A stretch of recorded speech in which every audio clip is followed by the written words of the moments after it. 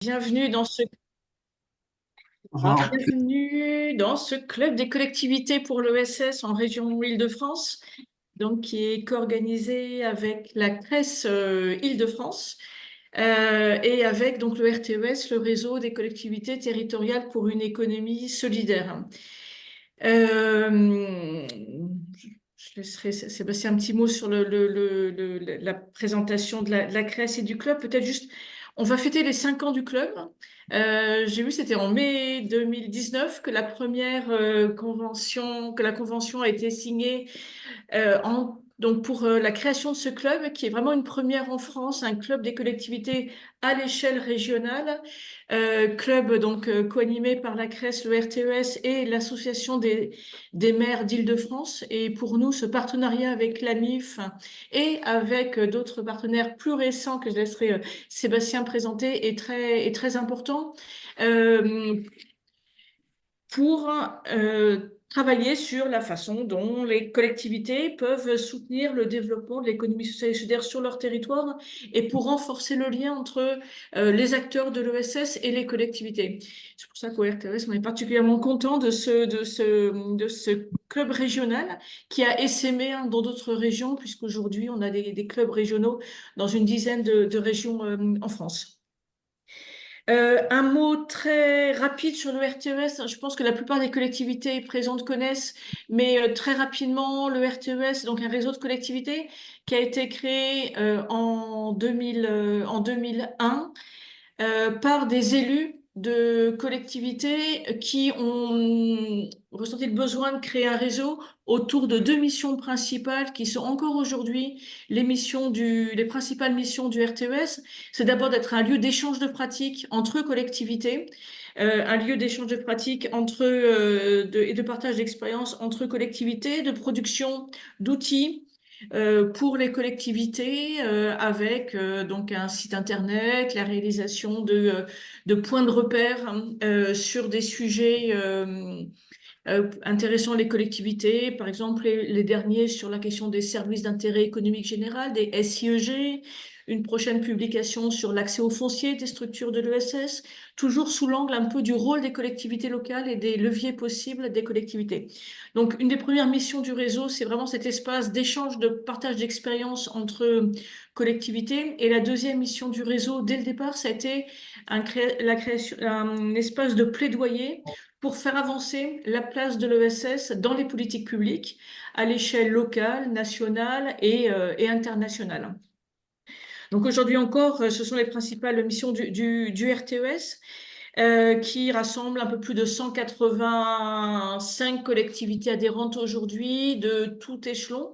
C'est une des particularités du réseau, c'est d'avoir au sein du réseau des collectivités de la petite commune, la dernière collectivité qui vient d'adhérer, je crois, à 150 habitants, c'est ça, Pierre-Alain? Une petite commune de Corse, la commune de Lama en Corse, jusqu'aux régions, en passant bien sûr par les départements, les métropoles. La plupart des métropoles sont adhérentes du réseau, des intercommunalités.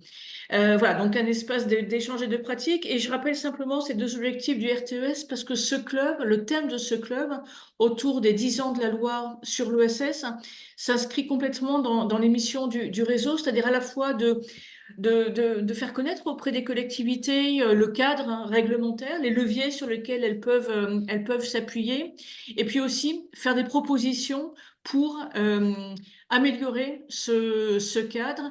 Et donc, c'est un des objectifs de ce webinaire autour des 10 ans de la loi ESS, à la fois de rappeler, de présenter, de mieux comprendre le cadre dans lequel s'inscrit aujourd'hui l'économie sociale et solidaire, aussi bien la politique nationale que les politiques dans les territoires.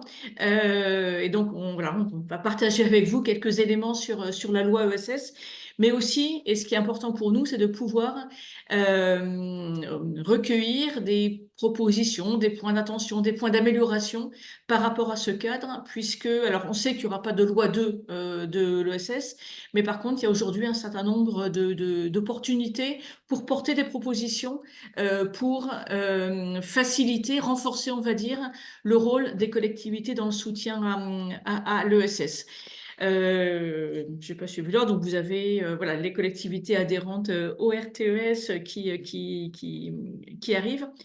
Mais je vais laisser la parole à Sébastien pour le petit mot pour le mot d'introduction côté CRES à ce club. Merci. Très bien, merci. Et du coup, d'un mot, je pense pas avoir besoin de vous présenter ce qu'est la CRES, donc je vais pas m'appesantir sur ça. Effectivement, appuyer juste sur ce que vient de dire Anne-Laure précédemment, c'est-à-dire sur le côté l'intérêt. On est très content que vous soyez tous et toutes présents. En tout cas, pour certains, c'est une première connexion ou une première participation. Vous vous rappelez qu'il y en a à peu près 4 par an. Des fois, on en fait un tout petit peu plus, puisque on sera également présent sur le salon de la MIF avec un débat qui a aussi une forme de club. Et du coup, rapidement, vous rappelez, pour nous, l'intérêt, en fait, ça va directement faire le lien avec dont on fête les 10 ans. Et la loi NOTRe, peu de temps après, il y a eu beaucoup d'organisations nouvelles du territoire concernant l'ESS. Et du coup, et au final, ce club, il vient un peu répondre à cet élément-là. Vous avez aujourd'hui, et je pense qu'on va l'aborder, beaucoup d'échelons territoriaux différents de s'approprier les politiques publiques de l'ESS.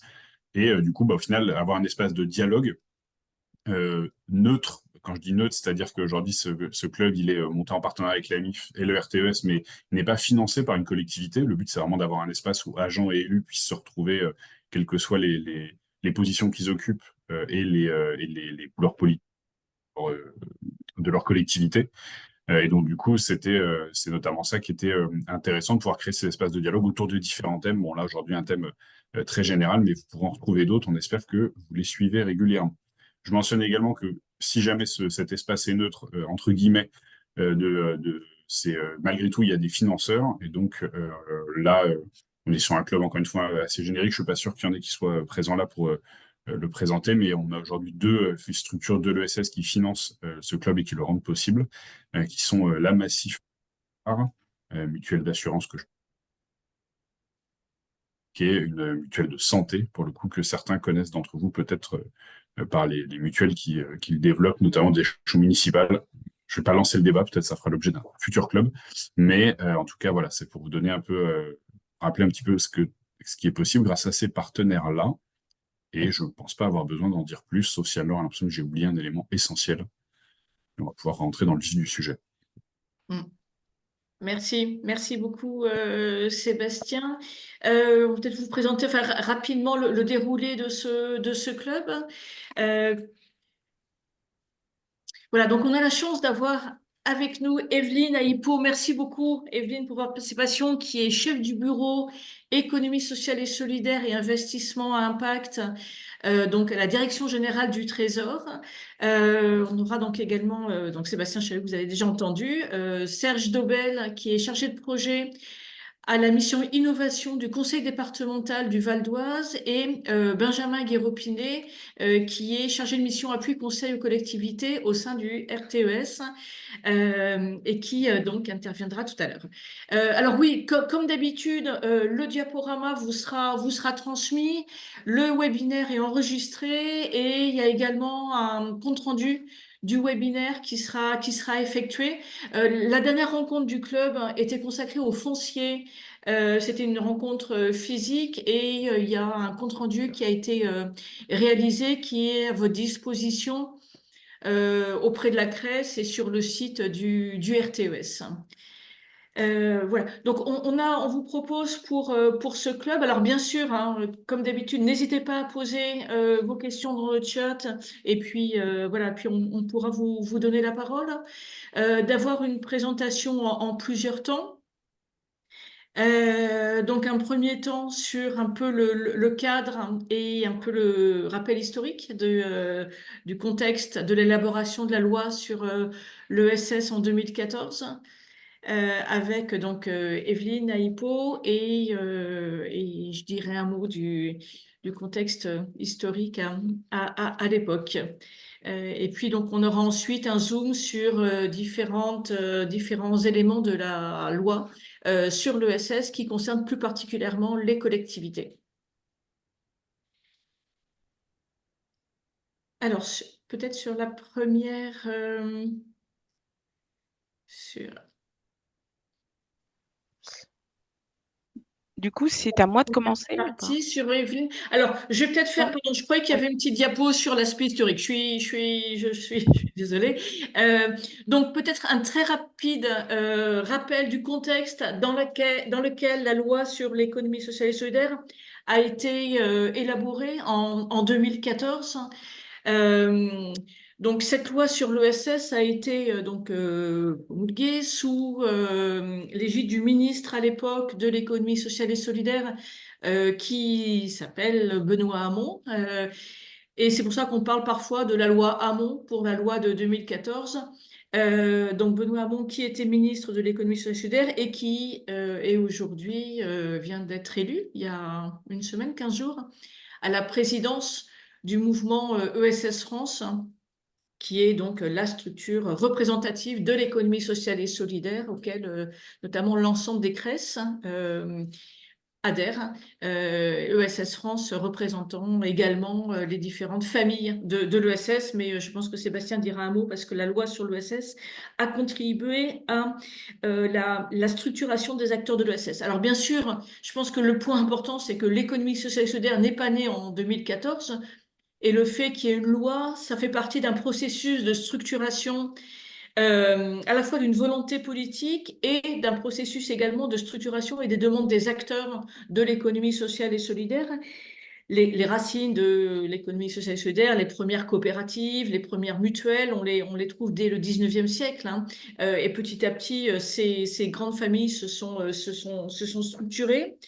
On a un début vraiment de structuration des acteurs au début des années 70 avec les comités de liaison des mutuelles, des coopératives et des associations, mais ça restait une structuration relativement fragile sur une base comment dire, volontaire des acteurs et avec assez peu de politiques publiques à l'échelle nationale pensées pour l'ensemble de l'économie sociale et solidaire. Peut-être une étape importante, ça a été en 2000, la création d'un secrétariat d'État à l'économie solidaire qui a été occupé par Guy Asquette pendant 2 ans. Et les années 2000, on a une structuration côté acteurs et aussi côté politique publique, puisque 2002, c'est la création du RTES, puisque après les élections municipales de 2001, on a eu dans une cinquantaine de villes en France, pour la première fois, des élus en charge de l'économie sociale et solidaire. C'est vraiment fin 2001, la première fois où on a cette approche un peu transversale de l'économie sociale et solidaire et pas simplement une direction ou un élu, vie associative. Donc 2001, on a cette structuration côté politique locale de l'économie sociale et solidaire avec une impulsion politique nationale et également une structuration côté acteurs avec les CRES. Et l'ensemble de ces acteurs ont porté un certain nombre de propositions dans les années ensuite 2008, 2010, 2012 pour avoir une loi de reconnaissance. D'abord, ça a été une des demandes importantes des acteurs de l'ESS, une loi pour reconnaître et pour donner des moyens au développement de l'économie sociale et solidaire. Donc, il y a eu beaucoup de débats, de consultations qui ont été réalisés dans les années 2012-2014 et qui ont abouti à la loi ESS de 2014, qui a été une loi qui a été adoptée à l'unanimité à l'Assemblée nationale et au Sénat, et qui a fait l'objet de nombreuses discussions, travaux parlementaires importants. Et dans un certain nombre de domaines, enfin on le verra après, la loi sur l'ESS a vraiment contribué à une beaucoup plus grande visibilité de l'économie sociale et solidaire et une prise de conscience de l'importance de l'économie sociale et solidaire comme mode d'entreprendre. Sébastien, peut-être si tu as un petit complément avant de laisser la parole à Evelyne pour présenter aujourd'hui la politique nationale de l'ESS issue de la loi sur l'ESS, issue de la loi 2014, hein, les grandes... Non, non, bah, je pense que donner l'essentiel, je vais pas, effectivement, j'ai les éléments que moi je reprendrai quand je préciserai, mais je pense qu'Evelyne pourra peut-être nous éclairer un peu sur aujourd'hui où est-ce qu'on en est, parce que 10 ans après, je pense que tu as bien posé les bases, mais du coup, maintenant, ça donne quoi? Merci Evelyne. Oui, donc bonjour. Alors, je dois dire que, en acceptant de venir, je me suis dit, j'ai pris mes fonctions le 1er février 2024, donc le 1er février dernier. Je suis donc certainement, la moins experte des personnes, invitées à intervenir dans ce panel. Donc voilà, mais je découvre aussi, j'allais dire, le sujet au fur et à mesure que j'ai dans ma prise de fonction. Mais je trouve que c'est intéressant effectivement, que vous ayez organisé, je vous remercie, d'avoir proposé la participation, bah, de l'État à ce club des collectivités et cette thématique. Parce que ça nous oblige collectivement à nous interroger sur, on en est où? Quels étaient les objectifs de la loi de 2014? Quelles ont été les innovations qu'a apporté la loi avec la reconnaissance effectivement de l'ESS comme un mode d'entreprendre spécifique? Et qu'en est-il, 10 ans après? Puisque entre-temps, entre, l'adoption de la loi et aujourd'hui, il y a eu un bilan aussi, avec un avis du Conseil supérieur de l'ESS. Mais je voudrais simplement rappeler que déjà, l'économie sociale et solidaire, elle rassemble, des entreprises qui cherchent à concilier solidarité, performance économique et utilité sociale. C'est un acteur, de poids puisque l'ESS représente 10 du PIB et près de 14 des emplois privés en France, et ce secteur compte environ 200 000 entreprises et structures et 2,4 millions, de salariés et 12 millions de bénévoles.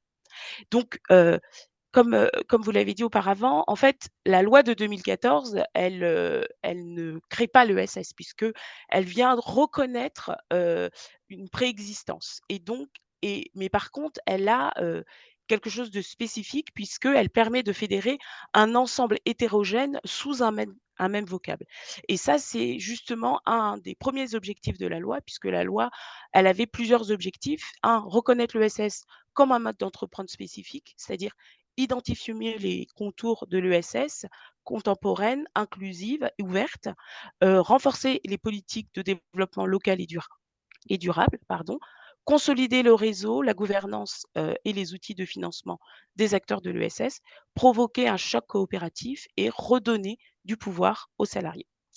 Donc tout ça, ça c'était les objectifs affichés de la loi, et une des grandes innovations, hein, que l'on peut, retenir, c'est notamment ce mode spécifique d'entreprendre, et d'ailleurs dans l'avis, du CSESS de 2023, la définition de l'ESS comme un mode spécifique d'entreprendre n'a pas été remis en question, par les acteurs consultés qui y sont très attachés.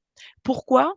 Sans doute parce que depuis, la loi de 2014, cette définition, eh ben, elle a essaimé, sur le plan international, puisqu'elle a, été reprise dans différents, cercles internationaux, à la fois au niveau de l'Union européenne, des Nations unies, de l'OIT, de l'OCDE, et donc je pense que, même si on pourra, en discuter, et que, pour certains, acteurs qui ont pris part à la vie du CSESS, ils ont pu émettre des critiques en disant que la définition était incomplète, et cetera. Mais en fait, incontestablement, par, cette définition et par cette loi en général, aujourd'hui, l'ESS, en tant que mode d'activité, est mieux connu des Français, et qui sont sensibles en fait à cette économie du sens. C'est quand même ça la force de cette politique publique, et moi je suis très heureuse de rejoindre ce bureau puisque, l'ESS est fondé sur des valeurs qui placent l'homme comme acteur et moteur de l'entreprise, et ça, on peut se réjouir que la France, ait lancé et soit pionnier, dans, ce cadre réglementaire. Donc voilà, et donc 10 ans après, est-ce que tout est parfait? Est-ce que, il y a plus rien à faire? Évidemment que non, puisque de toute façon, comme, l'a rappelé le rapport d'information sur la loi ESS de 2016, légiférer, c'est difficile. Donc forcément, ça appelle à des compromis. Mais on peut dire une chose, c'est que la feuille de route de la ministre, qui a été annoncée le 6 novembre 2023, elle redit en fait l'importance de l'ESS au sein des politiques publiques. Je crois que ça, c'est vraiment important puisque elle, sans dire qu'il y aura une nouvelle loi ESS, parce que je pense qu'elle veut aussi s'inscrire dans un moment où on reconnaît la difficulté, heu, du à la fois du cadre parlementaire et des discussions qu'il peut y avoir avec toutes les difficultés. Mais toutefois, il y a vraiment toujours une volonté d'accompagner les structures locales, puisque l'ESS est avant tout des politiques publiques qui se développent au niveau local et ensuite qui sont appuyés par les pouvoirs publics pour leur donner une échelle. Mais d'où le rapport important qu'on doit avoir, en tout cas nous dans mon bureau et moi depuis que j'ai pris mes fonctions, il y a vraiment cette volonté d'aller à la rencontre des acteurs au niveau local, d'axer l'ESS autour de 4 objectifs.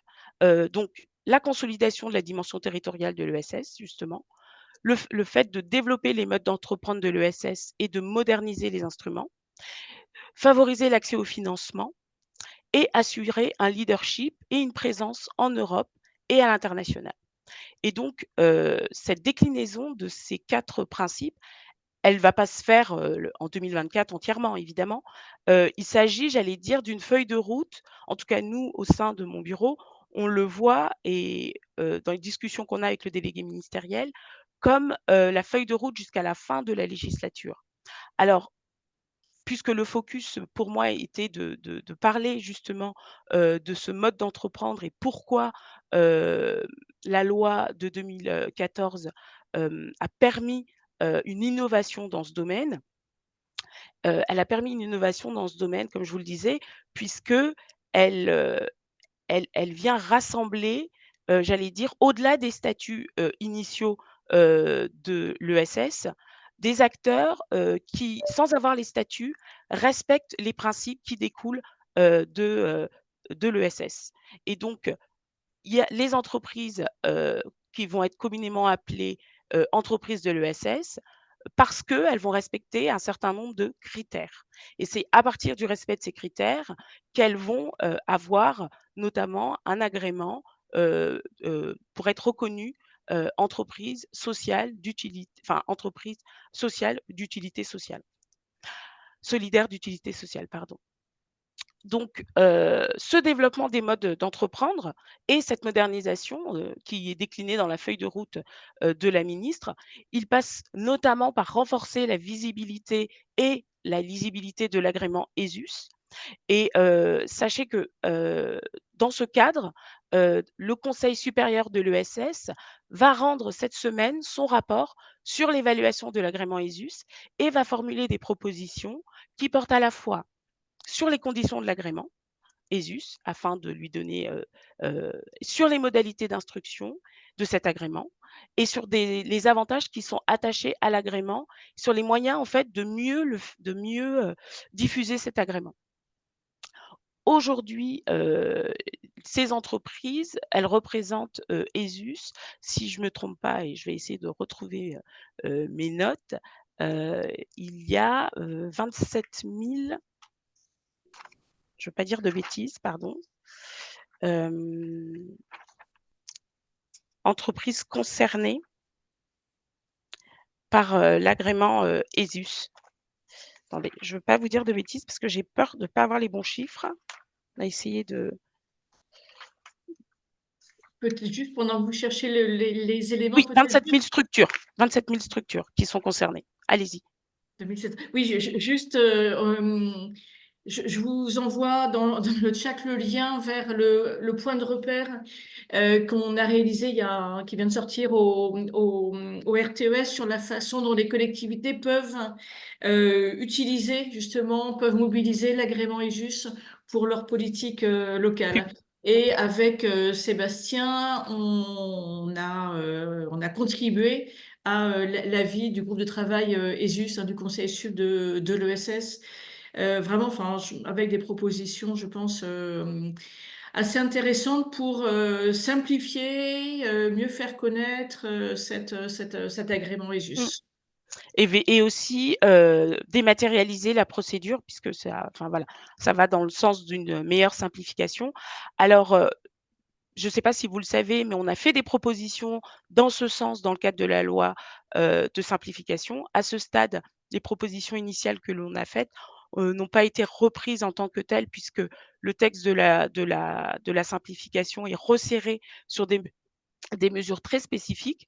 Toutefois, au regard de la qualité du travail, qui a été produit et ça c'est, le SGG qui l'a dit, il y a des discussions en cours, pour pouvoir reprendre un certain nombre de propositions, que nous avions faites pour avoir un texte spécifique relatif à l'ESS, sans qu'aujourd'hui il n'y ait, de calendrier. Mais de toute façon, pour l'agrément ESUS, l'objectif est bien, qu'on ait un véhicule législatif, si possible en 2024, puisqu'il y a quand même, justement dans les objectifs de la feuille de route de la ministre, il y avait bien indiqué qu'on voulait pouvoir dématérialiser les procédures d'ici l'été, voire septembre 2024.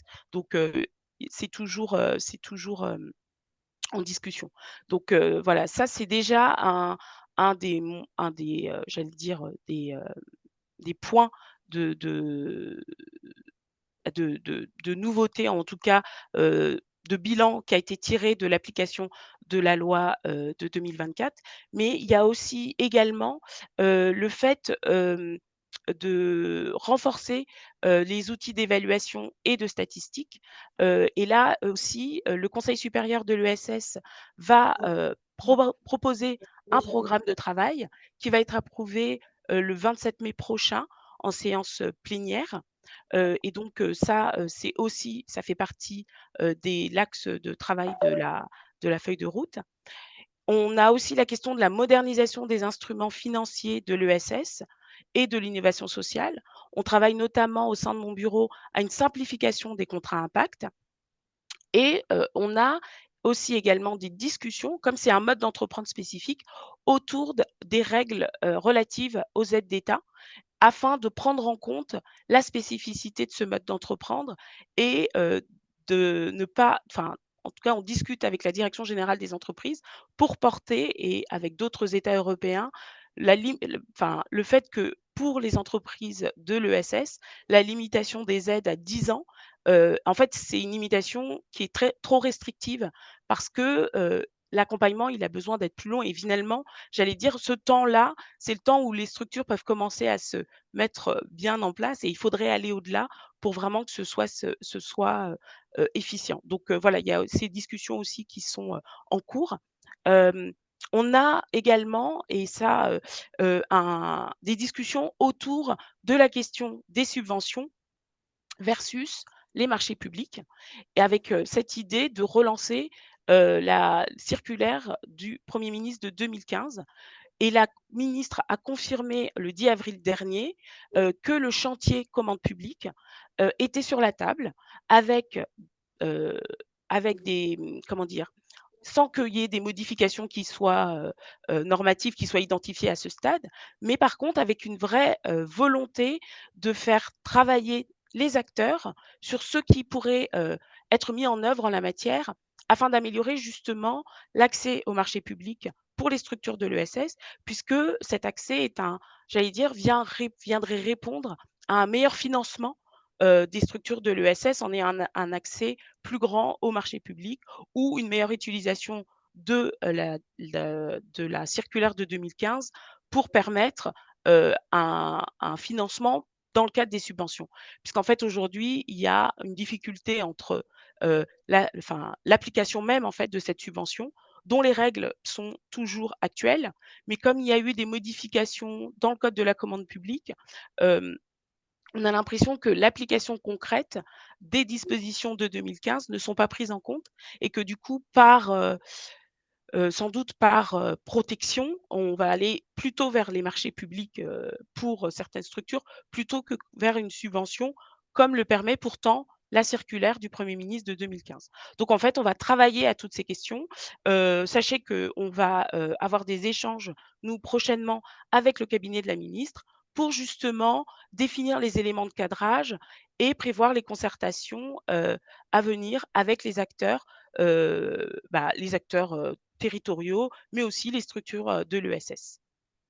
Donc ça, c'est, un des points, et des chantiers, que, nous envisageons. Heu, un des axes aussi de la feuille de route de la ministre et sur lesquels on travaille, c'est assurer le leadership et une présence en Europe et à l'international puisque, en fait, pour la Commission, la France est vraiment, pionnière dans l'ESS et donc en fait, on travaille à, améliorer le plaidoyer au niveau européen et à l'international et on travaille aussi avec, les pays affinitaires, que ce soit, l'Espagne et actuellement l'Allemagne et on espère, tout n'est pas encore, défini donc je ne veux pas m'avancer, mais on espère dans le cadre, d'un événement sur les PTCE qui devrait avoir lieu en 2025, pouvoir associer justement, l'Allemagne à cet, événement et échanger avec, nos, collègues sur la meilleure manière de porter, l'ESS, dans, le cadre territorial. Est-ce que les gens, même si le département leur accorde, n'ont pas envie de faire un peu de peur? On ne peut pas les obliger. Mais voilà, il y a déjà. Je suis désolée, j'entends enfin, je Oui, sais pas si désolé, il y avait un micro ouvert. Vous pouvez poursuivre. ah OK. On va passer aux interventions Pardon, suivantes dans quelques minutes. d'accord. Voilà, enfin, je voulais simplement dire, que, il y a toujours une impulsion, des autorités politiques, sur l'ESS, c'est-à-dire l'État, et les collectivités territoriales qui visent justement à accompagner au mieux les efforts locaux d'innovation face aux grands défis sociétaux et environnementaux et effectivement, cet accompagnement, je dois le reconnaître, aujourd'hui, il se fait dans un cadre contraint, dans un cadre budgétaire contraint, vous n'êtes pas sans l'ignorer.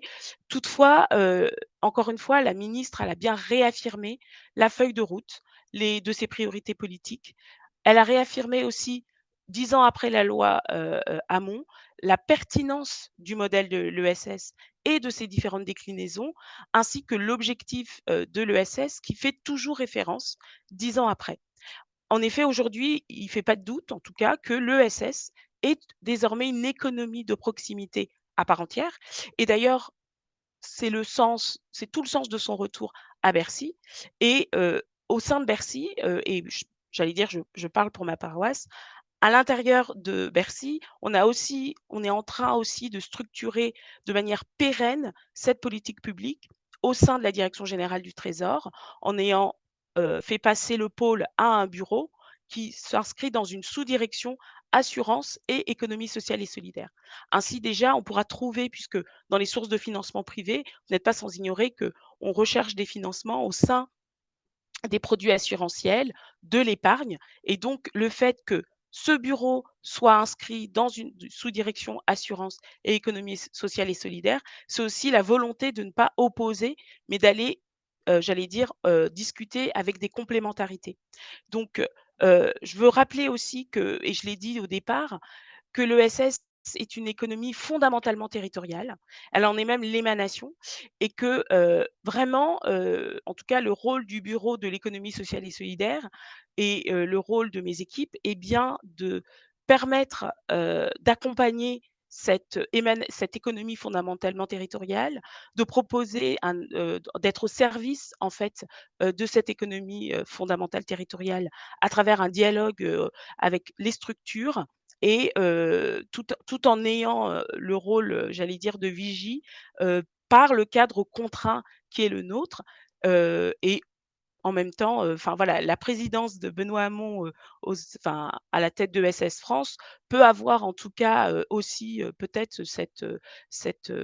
j'allais dire, heu cette possibilité de venir challenger, les priorités politiques, de venir, être en discussion constructive pour être toujours, au service de l'accompagnement et des efforts locaux d'innovation, et ça, je pense que vraiment notre bureau, en tout cas, mon bureau, mes adjoints, sont au service et à la disposition, des collectivités territoriales pour les accompagner au mieux, dans ce mode d'entreprendre spécifique qui a été, j'allais dire, in décliné dans la loi de 2014.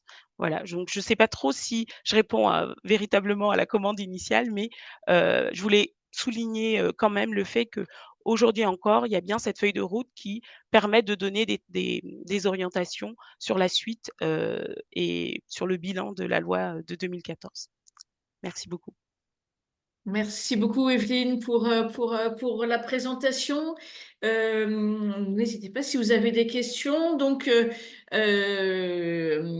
sur la structure donc, nationale, donc, c'est bien au sein de la Direction générale du Trésor, avec le sous-bureau aujourd'hui, donc Assurance et économie sociale et solidaire. Alors ça, c'est la sous-direction. Sous-direction et le Mmh. bureau Voilà. ESS. Ouais, merci beaucoup. Peut-être si vous avez possibilité de dire un mot sur l'organisation en région, parce que c'était aussi un des éléments de la feuille de route d'Olivia Grégoire, hein, Oui. sur la façon dont en région les correspondants États sont organisés et animés. Et peut-être sur le délégué ministériel, les fonctions délégué ministériel à l'ESS et les relations avec le bureau. Et puis Tout n'hésitez à fait. pas, hein, comme l'indique mon collègue Pierre-Alain Simon, à poser vos questions dans le chat. Alors, justement dans la feuille de route, un des axes prioritaires de la ministre, c'est de consolider la dimension territoriale, de l'ESS et à la fois en poursuivant la politique des pôles territoriaux économiques de compétences, mais aussi en renforçant l'organisation territoriale de l'ESS et comment? D'abord en faisant un état des lieux pour savoir comment, est-ce qu'il y a bien, j'allais dire, les missions dédiées pour l'ESS dans les territoires et donc là, la ministre, normalement a envoyé une lettre pour demander justement au préfet, de faire cet état des lieux, afin ensuite de leur donner pour mission de pouvoir, remplir l'objectif qu'elle a défini dans sa feuille de route, à savoir un ETP par région dédié à l'ESS. Ça, c'est l'ambition, de, la ministre avec, à la fois le réseau des correspondants de l'ESS qui s'appuie, sur une trentaine de personnes qui sont réparties dans les DREETS, les TRIETS et les SGAR. Et donc, l'objectif, c'est vraiment de partir justement de l'existant, puisqu'il y a j'allais dire, il y a des organisations différentes, en fait, d'une région à l'autre en matière d'ESS et donc, sans remettre totalement en question les organisations, c'est vraiment essayer de rationaliser au mieux et d'avoir, un ETP dédié à, l'ESS, dans, l'organisation territoriale de l'État. Alors, le calendrier enfin là, le courrier est parti, l'idée, c'est ensuite, une fois qu'on aura fait cet état des lieux, d'avoir une mission spécifique pour travailler à tout cela. Sur le délégué ministériel, comment on travaille?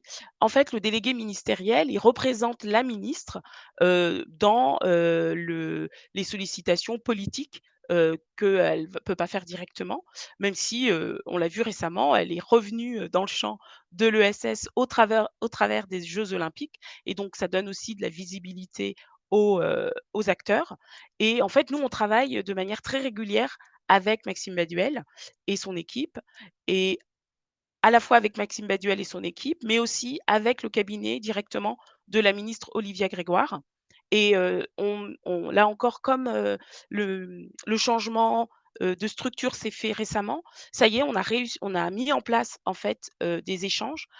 On a un échange mensuel avec le cabinet de la ministre et le délégué ministériel, afin là aussi d'avoir une parole politique et un échange d'informations, qui soit unifié.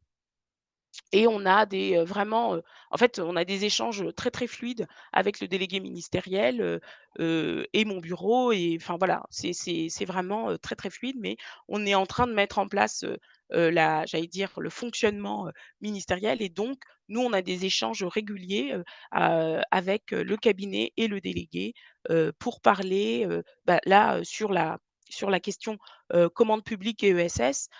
On va faire le cadrage avec les conseillers et le directeur de cabinet de la ministre et le délégué ministériel, par exemple. Mmh. Donc ça, je pense que ça me semble enfin, justement, je pense que ça, c'est important, et je crois que c'est aussi demandé par les acteurs et à raison, qu'il y ait une cohérence d'ensemble. Et je pense que nous, on avait, en tout cas mon sous-directeur et moi-même, on avait souligné le fait de faire attention à ce qu'il y ait d'une part un délégué ministériel et d'autre part, le cabinet de la ministre pour que ce soit bien, rationalisé et qu'il y ait un échange d'informations qui passe, pour qu'on puisse nous, ensuite, donner les informations et redescendre les informations au bon niveau et qu'on ait tous, le même niveau d'information. Donc, ça, c'est en train de se mettre en place et ça a vocation à fonctionner de cette façon-là, de manière pérenne aussi. Merci beaucoup Evelyne. Il y a une question dans le chat concernant la liste des entreprises ESUS. Comment avoir la liste des entreprises agréées ESUS? Donc, Benjamin Guéropini a mis le lien vers la liste nationale qui est donc publiée récemment. Mais peut-être côté CRES, parce que Sébastien ou Alexandre, vous avez un rôle important, même s'il n'est pas toujours financé, mais en tout cas un rôle important concernant l'agrément ESUS et le suivi des entreprises ESUS. Oui, j'avais prévu d'en dire un mot. De toute façon, effectivement, il existe une liste qui a été mise à jour et Benjamin vient de la repartager.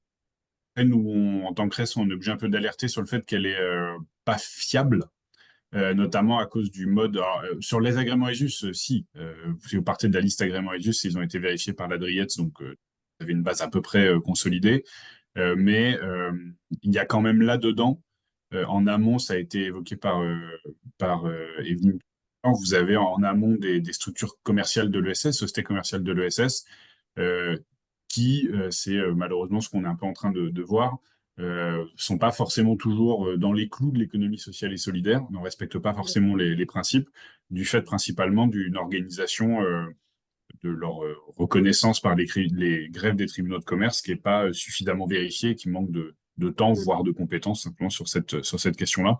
Mais peut-être j'aurai l'occasion d'en dire un mot, je ne veux pas m'appesantir davantage sur ça, mais effectivement, en tout cas sur l'agrément ESUS, avec quand même une liste qui est à peu près fiable, il y a quelques éléments qui sont questionnables, mais on va dire l'essentiel est fiable. Ouais. Et en même temps, puisque j'ai le micro sur la... moi, il y a une question sur les EPT, non, sur les ETP, pardon, ESS dans les territoires, à quel niveau?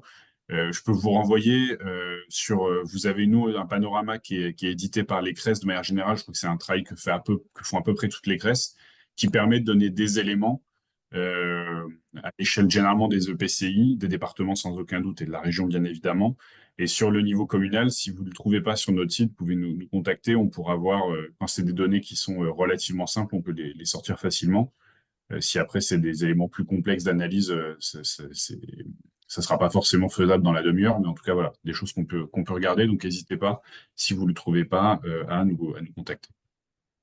Ok, Madame Savary, ça répond à votre question sur c'était bien les emplois dans l'ESS à l'échelle des départements ou des communes, hein. Il y avait... C'était par rapport à l'intervention de la ministre auprès des préfets pour l'état des lieux. C'était par rapport à ça. Ah oui. Dans la feuille de route ministérielle, enfin de la ministre, l'objectif en tout cas, c'est d'avoir un ETP, dédié à l'ESS dans les régions. Par Mais région. par C'est ça, région, par région. exactement. C'est par région. Mais là encore, on va partir de ce qui existe et affiner aussi en fonction de l'organisation, territoriale pour voir. Mais c'est l'objectif qui a été défini, c'est bien un ETP dédié à l'ESS par région. Dans la feuille de route, il y a écrit par préfecture. Je me plais à rappeler que les préfectures, c'est l'échelon départemental. Mais bon. Pourtant, j'ai aussi. Non, mais je sais bien que c'est Ouais. dans l'état d'esprit, c'est déjà par région, mais Mais après, on a ce que je l'espoir voulais que dire, ça aille plus loin. voilà, c'est que ça peut aller plus loin si on estime que l'échelon justement départemental est le mieux. Enfin, aujourd'hui, je pense que la ministre, elle verra aussi en fonction des retours qu'elle aura de l'état des lieux pour ensuite confier cette mission. Enfin, en tout cas, l'objet, c'est bien de partir de l'existant, de voir comment ça fonctionne et ensuite de voir comment on rationalise et on fait, on porte mieux et on consolide la politique territoriale de l'ESS. Merci beaucoup. Merci. Il y avait une question sur les recours en cas de refus d'agrément. Donc, Benjamin a répondu sur les retours gracieux. Et peut-être là aussi vous rapprocher de la CRES concernant des situations spécifiques, parce que les CRES ont aussi un rôle d'identifier les difficultés, les points de blocage qui peuvent se poser pour à la fois régler le cas indiqué, mais aussi plus globalement pour pouvoir faire évoluer les processus d'agrément ESUS qui, il faut le dire aujourd'hui, sont quand même assez différents d'un département à un autre, d'où les propositions qui ont été rappelées par Evelyna Hippo et qui vont être présentées prochainement au Conseil supérieur de l'économie sociale et solidaire. Et tout à fait, c'est pas l'objet là spécifiquement mais si jamais sur l'agrément et notamment comment ça s'organise d'un département à l'autre, notamment du fait, parce que ce que vous êtes en train de préciser dans le chat, hein, d'une disparité importante qui peut exister d'un département à l'autre et d'un suivi, on a monté une petite cellule avec la CRES et l'ADRIETS qui vise à justement aplanir un peu ces différentes difficultés. Donc n'hésitez pas à vous adresser à nous vraiment s'il y a des choses, ou même des fois des manques de réponse. À vous adresser à nous, on fait un suivi relativement régulier avec la question-là, qui pâtit un peu de cette inégalité territoriale également. Et au niveau national, il y aura aussi un rôle, a priori, de suivi, en tout cas d'interpellation du Conseil supérieur de l'ESS pour identifier les difficultés rencontrées. Oui, tout à Merci. fait. Pardon. Merci. Non, j'allais dire que ce travail, il a justement que vous soulignez sur la révision de l'agrément ESUS, il s'est fait justement en concertation avec les acteurs et l'objet est bien d'aller vers à la fois d'identifier les problématiques et d'aller vers une simplification et une redéfinition, j'allais dire, des critères pour bien donner cette visibilité aux acteurs et pour l'obtention de l'agrément. Donc je pense que c'est important après qu'il soit bien décliné au niveau territorial. Merci beaucoup pour ces précisions. Peut-être, on va peut-être passer à la présentation par Sébastien. Allez, c'est parti. Je vais essayer d'être un peu synthétique. L'idée, c'était de revenir, si je reviens un peu sur l'objet, là, qui est vraiment sur la loi de 2014, d'insister peut-être sur deux éléments. La loi, donc ça a été bien rappelé, elle fixe un peu des bases. Elle vise notamment parmi ces bases, elle fait notamment, organise une gouvernance territoriale de l'ESS avec, on va dire, 3 échelons qui préexistaient à la loi, mais qui ont été vraiment reconnus et qui ont depuis été remaniés, qui sont les CRES au niveau régional, donc ont vocation à être représentants de la diversité de l'ESS du territoire. Donc on fédère historiquement les fédérations, depuis maintenant quelques années également les associations en direct, et vous trouverez sur toutes les régions administratives françaises, y compris les Outre-mer, une CRES qui est là pour fédérer et porter la parole des structures régionalement. Vous avez, ça a été rappelé par Anne-Laure tout à l'heure, au niveau national, une entité unique, donc qui est ESS France, qui fédère à la fois toutes les CRES, mais également ce qu'on appelle dans notre jargon les familles, c'est-à-dire les nationaux que sont le mouvement associatif, la Fédération française des coopératives, etc., et qui viennent du coup apporter un certain nombre d'éléments un peu à cette opération, plus un certain nombre d'autres organisations, je ne vais pas rentrer dans le détail, mais bon, grosso modo, qui permet de représenter, de porter une voix cohérente, notamment auprès du ministère, enfin de Bercy en termes de tutelle, mais aussi des ministères, puisque l'ESS, comme ça a bien été rappelé, c'est un mode d'entreprendre, et donc forcément, il a aussi à voir avec le ministère de l'Agriculture, le ministère des Outre-mer, des collectivités, santé, enfin bref, on s'adresse à tout un ensemble d'acteurs. Et puis, on a mentionné cet élément-là à plusieurs reprises, il y a également une instance, qui est le Conseil supérieur de l'économie sociale et solidaire, qui a été fixé par la loi, qui n'est pas juste un espèce de doublon avec ESS France, mais également l'espace de dialogue entre pouvoir public et société civile organisée de l'économie sociale et solidaire. Le Conseil supérieur est, je ne sais plus si c'est complètement le cas, mais dans l'esprit en tout cas organisé à parité, avec un grand nombre de services de l'État auxquels viennent s'associer également Région de France, Département de France, l'association villes de France, c'est ça, l'ADF, etc. Et donc qui viennent aussi porter vraiment toute la diversité du dialogue autour de l'économie sociale et solidaire, puisqu'encore une fois, c'est pas une filière, c'est bien une manière d'agir, y compris sur les territoires. Donc vous avez comme ça ces trois instances, ces trois éléments. Et pour le coup, la loi, quand on compare avec d'autres lois, on va dire, pour le coup, elle a vraiment, là, pour le coup, amené de la clarté, de la simplification. Vous avez toujours un écosystème extrêmement riche d'acteurs d'accompagnement, de fédérations locales, etc. Mais dans la parole publique, la représentation, il y a vraiment cette espèce d'éléments tripartites que sont la région, le national et puis l'instance de dialogue avec les pouvoirs publics qui est clairement organisée. Peut-être rappeler également, une fois qu'on a posé un peu cet élément de gouvernance territoriale, se dire également qu'il y a un deuxième élément qui est important, c'est, on va dire que cette loi, elle organise un deal dans le modèle économique. Naipo a commencé à en parler. Quand je parle de deal, c'est-à-dire que l'ESS représente, on va dire, est organisé autour du fait que nous avons en commun des structures qui n'ont pas comme centralité dans leur gouvernance autour de la détention de capital. Ils ne sont pas dirigés par des actionnaires. Au final, c'est le point commun entre une société commerciale de l'ESS qui va se doter d'un fonctionnement démocratique et une association ou une fondation à but strictement non lucratif. C'est qu'elles ont toutes les deux un modèle économique, mais ce n'est pas le détenteur de capitaux qui sont l'architecture de la prise de décision. Et en échange du fait que vous vous engagez une forme d'entreprendre avec cette contrainte, cette opportunité-là, eh bien, on va considérer que vous aurez, et c'est malheureusement le cas, plus de difficultés à vous financer dans l'économie de marché classique. Et donc, la loi, au final, c'est ça qu'elle vient, et depuis d'ailleurs, ça n'a fait que se renforcer en termes de politique publique. Je pense que là, on va pouvoir y venir, puisque on va avoir des exemples concrets locaux.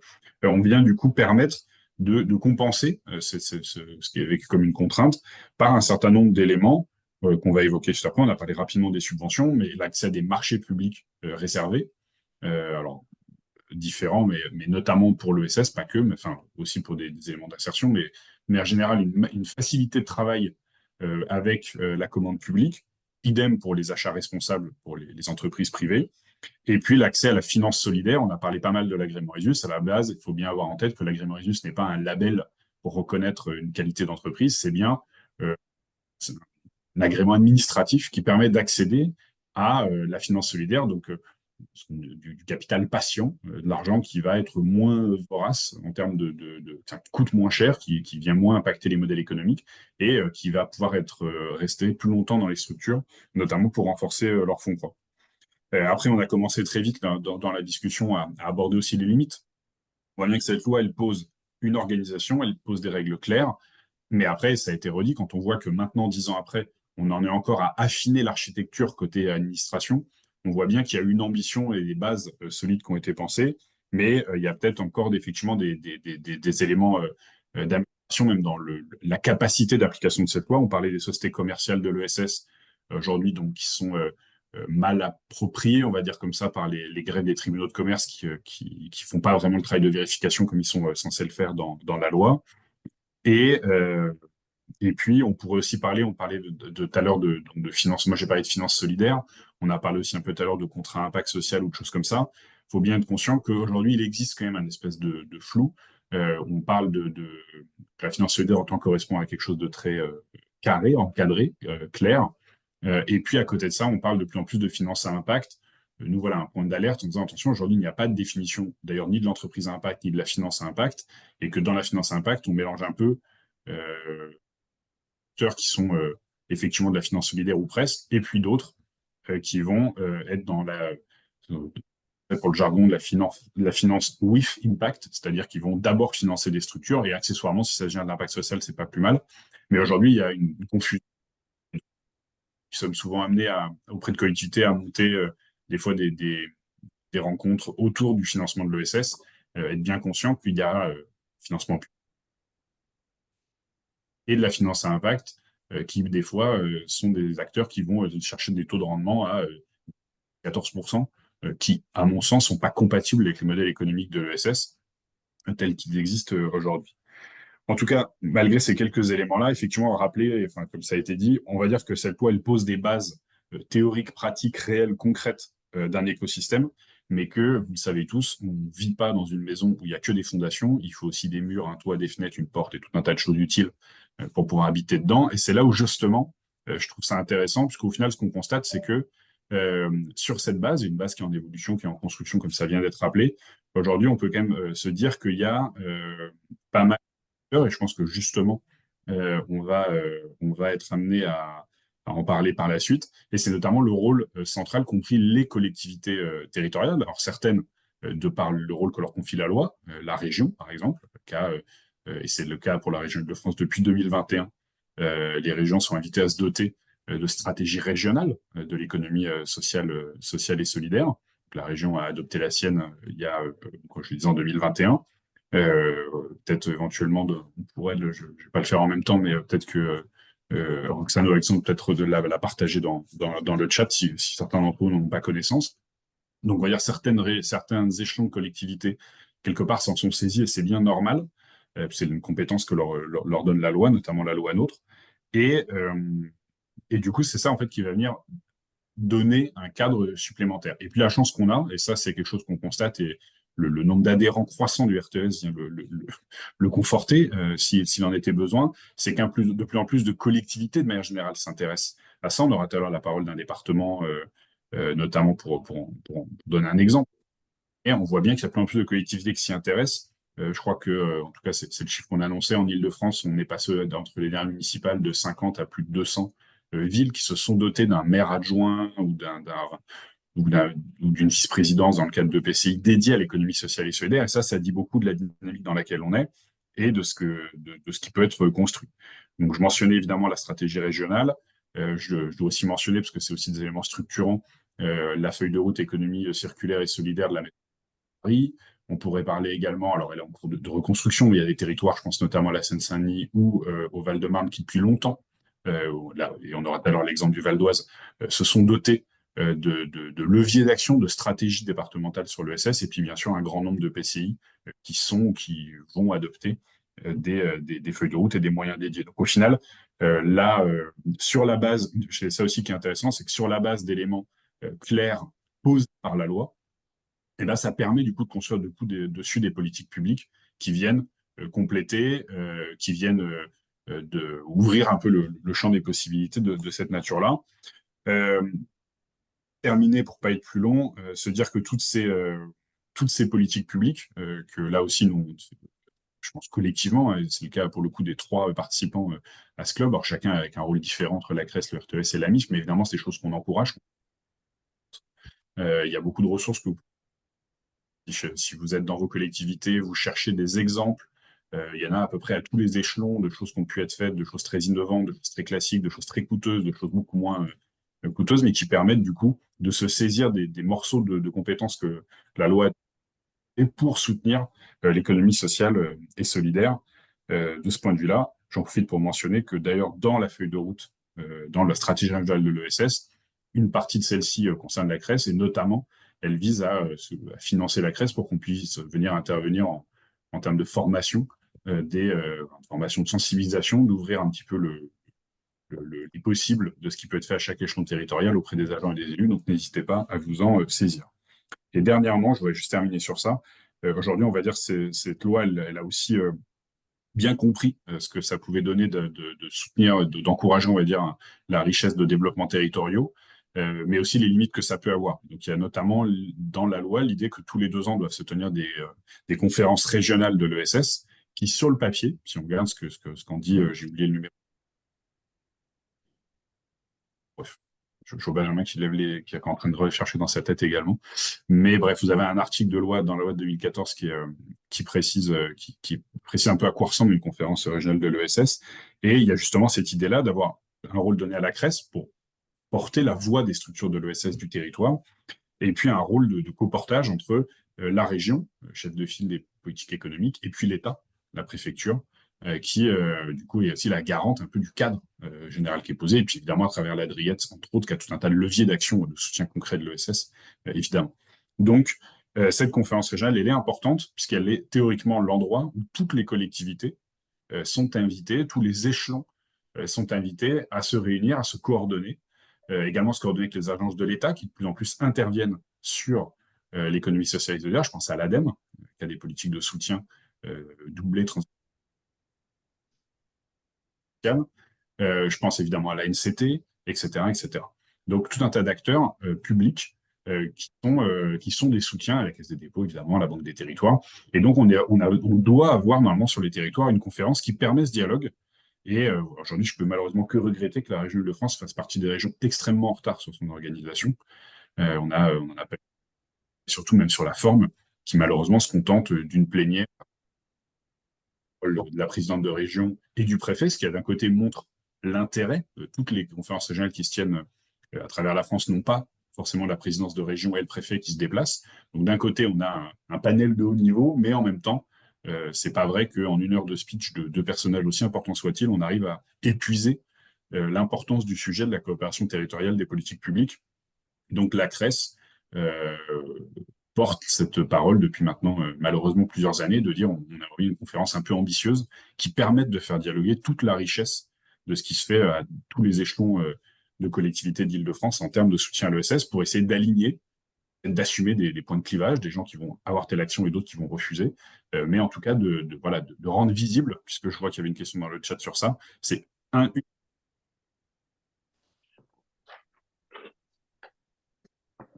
de l'ESS, au final c'est quand même pour elle qu'on travaille, puisse trouver son espace de comprendre, aligner son stratégie, son développement avec celle du territoire dans lequel elle est implantée. Donc voilà. Je ne vais pas être beaucoup plus long. En tout cas, nous, c'est effectivement sur ça qu'on va chercher voilà, un petit peu. C'est comme ça, en tout cas, qu'on récupère l'héritage de la loi de 2014, qui est effectivement celui de se dire des bases solides, claires, nettes, ça a été rappelé, et puis après, tout un chantier qui s'articule, évidemment, avec les collectivités locales. Merci beaucoup Sébastien. Il y avait pardon des petites micro-coupures de ton intervention, mais je pense qu'on a vraiment voilà, compris l'essentiel et notamment sur la fin sur l'importance des conférences territoriales et les points d'amélioration de la conférence territoriale en région Île-de-France. Peut-être il y avait une question sur un répertoire avec les interlocuteurs privilégiés pour les élus en charge de l'ESS. Alors, côté CRES... C'est ça. En disant que de manière générale, alors si la question c'est pour des temps d'échange de pair à pair, bah, le club est là pour ça. Je pense que l'objectif c'est justement de développer ça. Nous, on tient évidemment un annuaire à jour un peu des élus, des agents qu'on a pu rencontrer à travers les différentes conventions qu'on peut avoir. Il est évidemment pas accessible en tout cas, c'est pas l'état d'esprit. Par contre, aujourd'hui, quand il y a des structures de l'ESS qui nous demandent des points de contact sur un territoire auquel ils veulent s'implanter, bah, aujourd'hui, on peut faire la mise en relation. C'est comme ça qu'on C'est plus une question d'une élue ESS bah, sur le côté pair à pair, je pense Paris, de voir au sein de la CRES quel est l'interlocuteur vers lequel... Roxane. C'est Roxane, hein, voilà. Donc Roxane et côté RTES, donc c'est bah, le point de contact, c'est Pierre-Alain Simon qui est qui assure l'organisation logistique du webinaire. Pierre-Alain Simon, donc qui est en charge de l'animation du réseau, voilà. Et avec l'adresse animation@rtes.fr et sur le site du RTES. Vous retrouverez ces interlocuteurs. Côté État, oui, État, l'interlocuteur privilégié, c'est bien sûr le correspondant ESS en région. Non, Sébastien, Si, pardon, ma mimique m'a trahi. Je disais, non, effectivement, il y a une correspondante logée à la préfecture qui est Madame Rosemary Liventu. Après, à la pratique, je vous conseillerais plutôt de vous adresser à la Driette. Mais c'est une question de pratique. Voilà, donc Driette ou correspondant d'État. Et puis, n'hésitez pas, en parallèle, hein, CRES et RTES, on est aussi là pour faciliter ces relations. Il y a une autre question, alors qui n'est pas directement liée au sujet, mais je pense qu'elle est intéressante et pourquoi pas qui pourrait faire l'objet d'un prochain club concernant l'état des lieux de démarche de mécénat territorial au sein des collectivités Île-de-France. Est-ce qu'à la CRES, vous avez réalisé un état des lieux de ce type? Alors, Le Sénat en gros, est un peu un chantier. Il n'y a pas d'éléments. Enfin, j'essaie de retrouver précisément la question. Alors, ça dépend si on entend mécénat territorial. On a aujourd'hui quelques acteurs du mécénat d'entreprise qui, des fois, le territorialisent, on va dire ça comme ça. Euh, mais c'est objectivement, il y a quelques grands exemples, je pense notamment sur la Seine-Saint-Denis, où c'est un travail qui est un peu plus documenté, et où il y a quelques grosses entreprises qui ont une tradition d'agir sur ce territoire-là. Mais à mon sens, il n'existe pas encore de travaux qui ont vraiment été menés sur ça. Mais on aspire à le faire. En tout cas, notamment, on essaie de le faire à travers ce qu'on commence à appeler maintenant la RTE, la responsabilité territoriale des entreprises. On essaie de travailler sur les externalités des entreprises, notamment en matière d'impact social et de soutien aux structures de l'ESS, mais plus largement également au développement d'un territoire. Voilà, c'est des sujets qui nous intéressent et sur lesquels on travaille. Je ne crois pas qu'à l'heure actuelle, il y ait vraiment eu un travail de recensement qui a été mené. Ok, merci beaucoup. Écoutez, s'il n'y a pas d'autres questions, puis on pourra reprendre des questions aussi dans la deuxième partie. Je vous propose qu'on fasse un focus sur les articles de la loi, les éléments de la loi qui concernent plus particulièrement les collectivités territoriales et la façon dont des collectivités, avec l'exemple du département Val d'Oise, a pu mettre en place une politique de soutien à l'économie sociale et solidaire. Alors je pense que c'est d'abord Benjamin. Pierre-Alain, je suis désolée. Oui, c'est ça, c'est d'abord une petite présentation de Benjamin. Et ensuite, on vous laisse la parole, monsieur Dobel. Ouais, puis je rebondis puisque comme mécénat territorial, ça peut être aussi le mécénat des entreprises directement en faveur des collectivités territoriales, puisque quelques collectivités franciliennes s'y essayent. Donc le fait d'elles-mêmes recevoir directement des dons d'entreprises. Et là-dessus non plus, il n'y a pas il y a pas de panorama. Il y a pas de panorama. Euh, alors effectivement, je vais essayer de forcer ma nature de juriste pour pas le faire article par article parce qu'on a beaucoup d'aspects et que j'ai un temps limité. Aussi parce que ça a déjà été abordé par Sébastien, Evelyne, Anne-Laure, mais quand même. Donc le premier aspect important pour les collectivités, c'est effectivement une loi de reconnaissance. Et on voit l'écho que font les collectivités aux politiques nationales, puisque Anne-Laure le disait, on voit des deux premiers élus ESS émerger en 2001 qui font écho à un premier secrétariat d'État à l'ESS en 2000. Et de la même façon, le fait qu'on ait un ministère ESS en 2014 a eu des conséquences en termes de croissance des délégations d'élus ESS dans toutes les élections locales qui ont suivi. Voilà. Donc sur le périmètre le premier aspect de la loi, c'est donc de reconnaître et d'offrir une définition légale harmonisée, fondée à l'économie sociale et solidaire, ce qui permettra en fait à un certain nombre de collectivités d'accompagner ces politiques publiques en mettant en œuvre des politiques de soutien qui ont eu la facilité finalement de viser l'ESS tel que défini par la loi de 2014.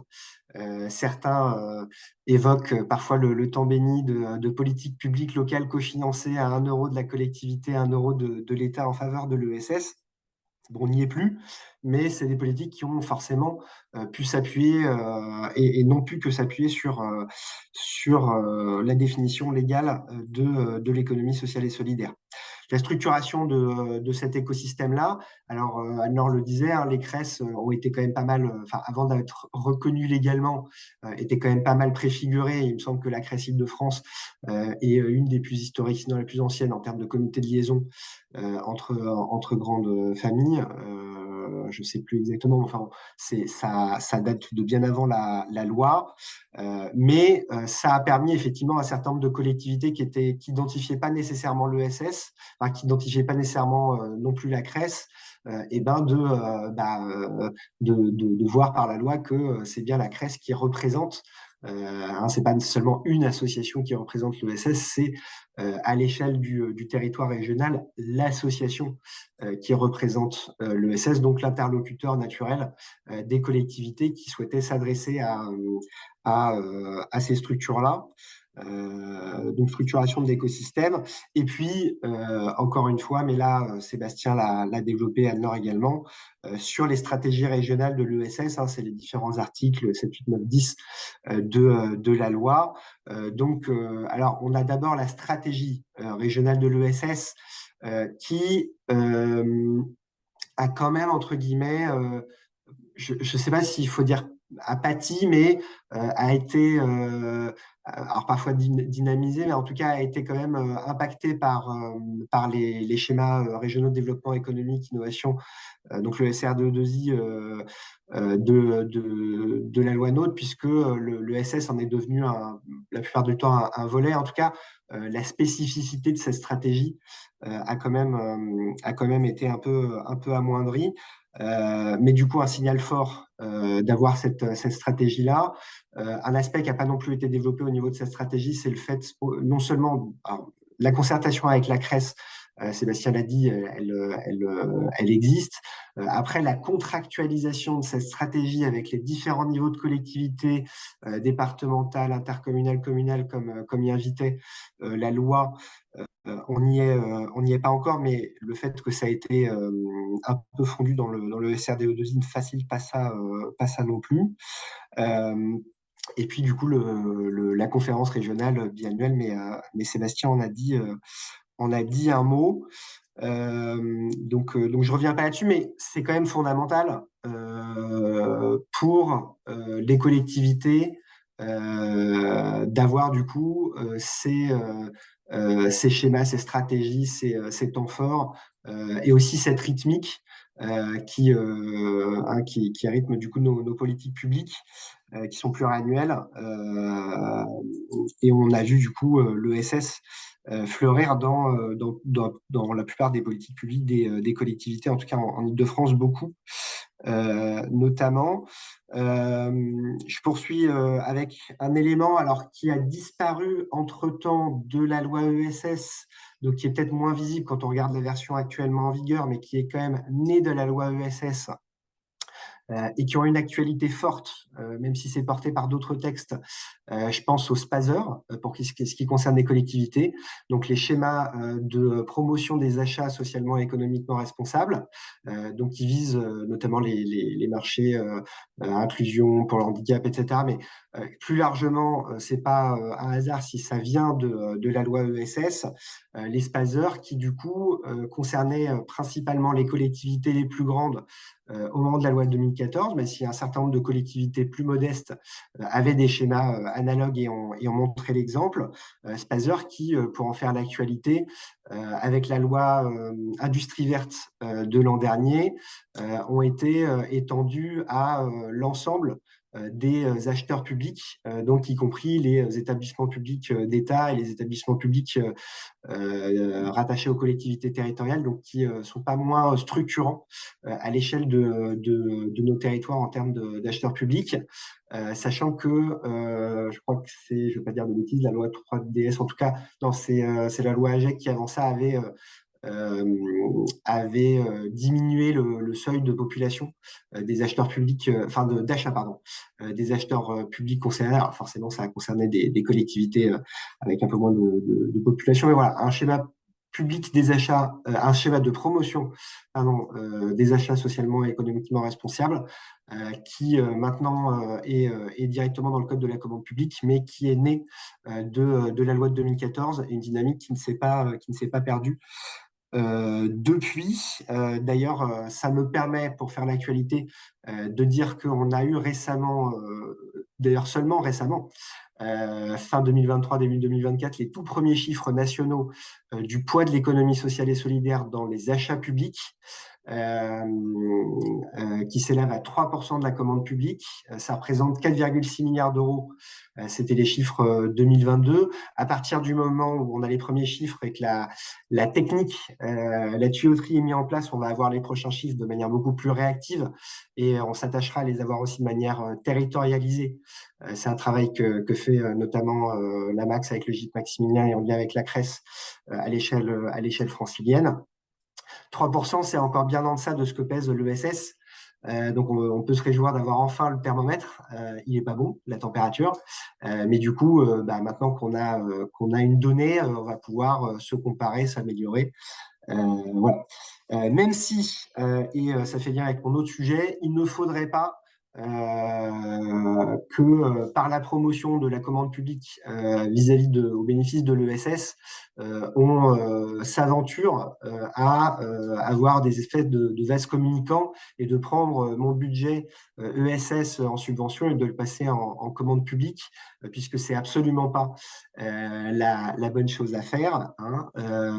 Et je veux du coup parler de la subvention, puisque, alors évidemment, la subvention en réalité avait une définition doctrinale, jurisprudentielle antérieure à la loi ESS, encore une fois, mais comme l'ESS elle-même, le fait que la loi ait enfin donner une définition légale harmonieuse qui fasse autorité, qui ait une portée la plus générale à ce qu'est la subvention, et ben forcément ça a permis à un certain nombre d'acteurs de le faire de manière plus sécurisée, même si c'est un élan qui a été contrarié de manière assez infondée juridiquement, puisqu'on a vu ce bel élan de la loi ESS de 2014 conforté par la circulaire Valls, les circulaires Valls il y en a des bonnes des circulaires Valls en la matière sans étude, sur la relation entre les collectivités et les associations, même si ça s'applique à d'autres bénéficiaires de subventions, on pense aux coopératives également, mais qui du coup voulait sécuriser ce mode-là. Malheureusement, le fait qu'on ait eu une ordonnance marché public dès 2016 et puis le code de la commande publique entré en vigueur en 2019, ça a créé un peu de confusion, même si, il faut le répéter, le code de la commande publique lui-même comporte un article qui précise bien qu'il ne s'applique pas à la subvention en visant la définition légale offerte par la loi de 2014. Donc, je tiens à affirmer que l'ordonnance marché public suivie par le code de la commande publique n'ont eu normalement aucun effet juridique sur la sécurité juridique de la subvention, sa définition légale et la circulaire de 2014. Mais c'est vrai que pour certains juristes, il y a eu un effet de mode qui en a remplacé un autre manifestement. Donc, il faut rappeler l'actualité de la circulaire de 2014 qui offre des modèles types de conventions de subvention qui sont encore très efficients, même si, ça me permet de le dire, les seuils d'aide de minimis et SIEG ont évolué depuis, puisqu'ils ont augmenté depuis le 1er janvier 2024. CF, un article du RTES est passé à 300 000 plutôt que 200 000 pour le mini général et à 750 000 plutôt que 500 000 pour le mini SIEG. Donc la subvention, un premier écueil avec avec le cas de marché, commande publique, un second écueil avec encore une fois la loi NOTRe qui est venue aussi peut-être apporter un peu de confusion, puisque en réservant finalement les aides aux entreprises à la région, un certain nombre de collectivités ont pensé que les subventions dont elles faisaient bénéficier l'ESS pour la contribution de l'ESS à leur politique locale et à leurs compétences légales étaient affectées par cette contrainte sur les aides aux entreprises. Il n'en est rien, ça n'a été rappelé malheureusement que tardivement, notamment par des réponses ministérielles de Jacqueline Gouraud il y a quelques années seulement. Mais voilà, la subvention qui a été malheureusement un peu malmenée.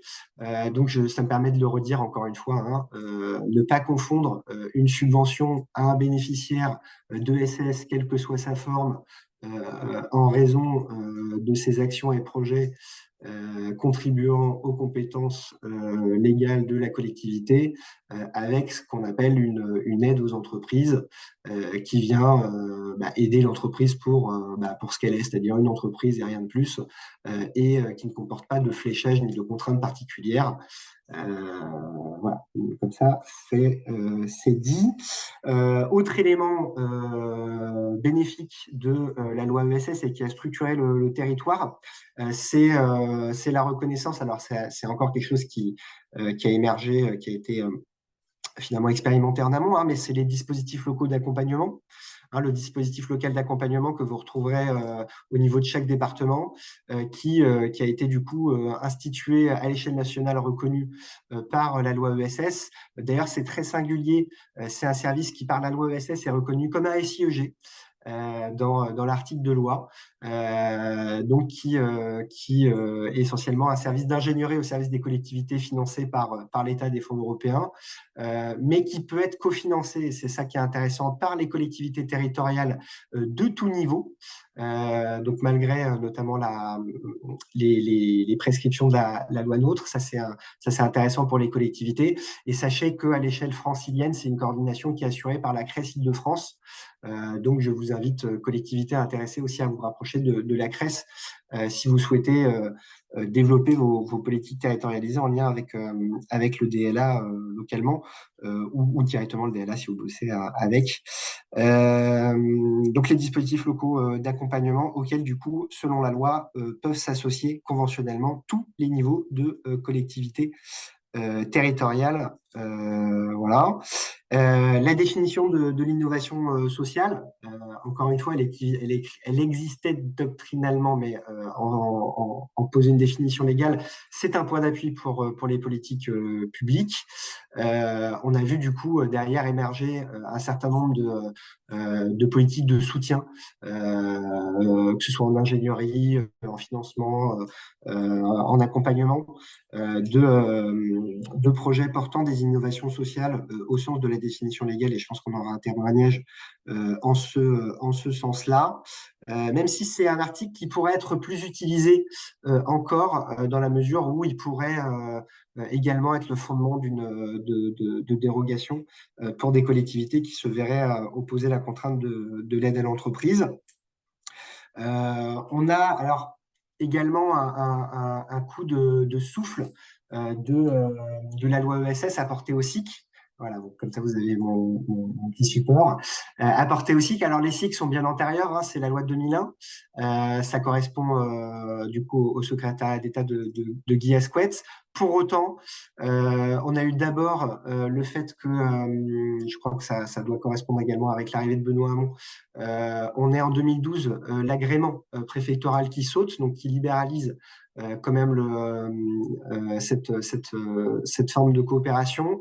Et puis en 2014, on a formellement la loi ESS qui d'une part ouvre la SIC aux formes de société par action simplifiée, donc une forme un peu plus souple, mais surtout pour ce qui concerne les collectivités qui passent le seuil maximum, enfin le plafond de contribution au capital social des collectivités et de leurs groupements, de 20% naguère à 50%, donc qui donne un vrai élan. Et d'ailleurs, on le voit dans les chiffres, en termes de courbe de création, développement de SIC. On a un vrai boom depuis la loi de 2014. En tout cas, il y a un avant et un après, c'est exponentiel. Et à savoir que depuis, on constate qu'une SIC sur deux, 47%, comporte à son capital au moins, donc comme sociétaire, au moins une collectivité, si ce n'est plus. Donc on comprend tout l'intérêt de l'élan politique qui a été donné par la présence des SIC dans la loi ESS pour les collectivités. Et puis ça me permet également de signaler, j'en profite, qu'on a pour le coup là une première jurisprudence depuis le 25 mars dernier, donc qui a conforté la participation au capital social de la ville de Poitiers aux côtés de la métropole de Poitiers sur des compétences distinctes l'une et l'autre. Et j'en profite, je le dis parce que on a l'honneur d'avoir le BESI parmi nous pour signaler que je crois que le préfet n'a pas encore formellement fait appel et il me semble qu'il serait avisé que le BESI lui recommande de ne pas s'y aventurer parce que pour avoir accompagné la ville et la métropole de Poitiers, je pense qu'il risque de reperdre encore en appel et ce serait dommage pour l'État. Donc ce sera un signal assez important que le préfet se rétracte. Je ferme cette parenthèse. Pour conclure, j'ai déjà parlé des SPASER, pour conclure et parler des pôles territoriaux de coopération économique. Donc un soutien fort à ce moment-là, un soutien qui a été renouvelé encore dernièrement. Evelyne en a parlé. Donc une relance qui a été faite par Olivia Grégoire, je crois que c'était Olivia Grégoire, donc récemment, ce qui permet également de rappeler que PTCE et le fait qu'on ait un soutien de l'État ne signifie pas que l'État a le monopole de l'institution de la reconnaissance des PTCE. On a du coup une liberté de création des PTCE dès lors qu'on s'inscrit dans cette définition légale. Les PTCE emportés par le COPIL, dans lequel on retrouve le COREAS, le RTES et bien sûr l'État, se sont dotés d'une charte, mais du coup, voilà, on a le soutien de l'État dont parlait Evelyne au PTCE, mais qui n'empêche pas l'émergence et le soutien de collectivités territoriales à des dynamiques territoriales qui souhaiteraient se structurer en PTCE. D'ailleurs, la CRES est également éminemment dans la boucle de suivi des PTCE à l'échelle régionale. Point d'amélioration possible, noté puisque Anne-Laure le disait, on a pu bien sûr contribuer au bilan de la loi fait par le Conseil supérieur de l'ESS puisque le RTES y siège, également dans ces commissions de travail. Au niveau de l'agrément ESUS, je n'en ai pas parlé, parce que je crois que ça a été évoqué, mais effectivement, le fait d'avoir une reconnaissance supplémentaire par l'État, puisqu'on est bien sur un agrément administratif, ça répondait à la question posée dans le chat aux voies de recours, on est sur un agrément administratif et c'est ça qui aussi a un intérêt pour les collectivités, c'est de pouvoir faire confiance finalement à un travail. Alors, normalement, puisque Sébastien en soulignait quelques limites, mais qui se trouve moins finalement du côté de l'État que du côté des greffes de commerce en amont sur la reconnaissance ESS. Je pense qu'il faut rendre à César. Mais du coup, les collectivités ont cette capacité de s'appuyer sur une reconnaissance accordée par les services de l'État, et ce qui forcément est un point d'appui pour avoir des politiques publiques plus fines qui cibleraient pas par exemple l'ensemble de l'ESS, mais notamment pour les collectivités qui souhaitent appuyer au travers de l'ESS leur politique sociale, appuyer particulièrement celles des structures de l'ESS qui ont une utilité sociale forte et reconnue par l'État notamment, de pouvoir du coup s'appuyer sur l'agrément ESUS, ce qui les dispense finalement d'un travail d'instruction qui a été en principe mené par l'État en amont. Mais on peut regretter effectivement que l'agrément ESUS soit pas encore finalement tant adopté que ça, ni par les acteurs ESS eux-mêmes, ni finalement par l'écosystème public, que ce soit l'État pour s'appuyer sur les ESUS pour un certain nombre de facilités ou de modes de soutien, même si on l'a vu récemment par exemple avec l'accès à l'agrément de service civique, mais ces éléments qui pourraient et doivent être développés, alors même que du côté des collectivités, on voit que l'ESUS est utile par exemple, et ça répond à la limite que soulevait Sébastien, on a un certain nombre de collectivités qui, quand elles visent l'ESS au sens large, précisent que s'agissant des sociétés commerciales de l'ESS, c'est à condition d'être ESUS parce que effectivement, certaines collectivités ont eu vent que certaines sociétés commerciales de l'ESS avaient bénéficié d'un traitement un peu rapide du greffe de commerce. Donc j'ai dit préalablement sur la subvention des difficultés. J'ai envie de croire que les services Alors, on essaie étonnamment pas mal de juristes du côté du contrôle de légalité sont de bonne foi et que dès lors qu'on leur rappellera que c'est pas parce que on a des textes qui s'empilent qu'on a nécessairement une forme de hiérarchie des normes qui viendraient effacer tout ce qui a pu exister avant, hein, que la circulaire Valls et la loi Hamon en termes de définition de la subvention sont bien d'actualité. Ce serait effectivement pas mal de le redire. Alors, on le souligne souvent dans les publications du RTS, mais ça n'a pas la portée d'une circulaire. Donc, on se prêtera volontiers à ce travail-là. Euh, et on manque pas quotidiennement de retours d'expérience des collectivités qui, soit du fait de leur propre service, soit du fait des préfectures, ont des difficultés là-dessus.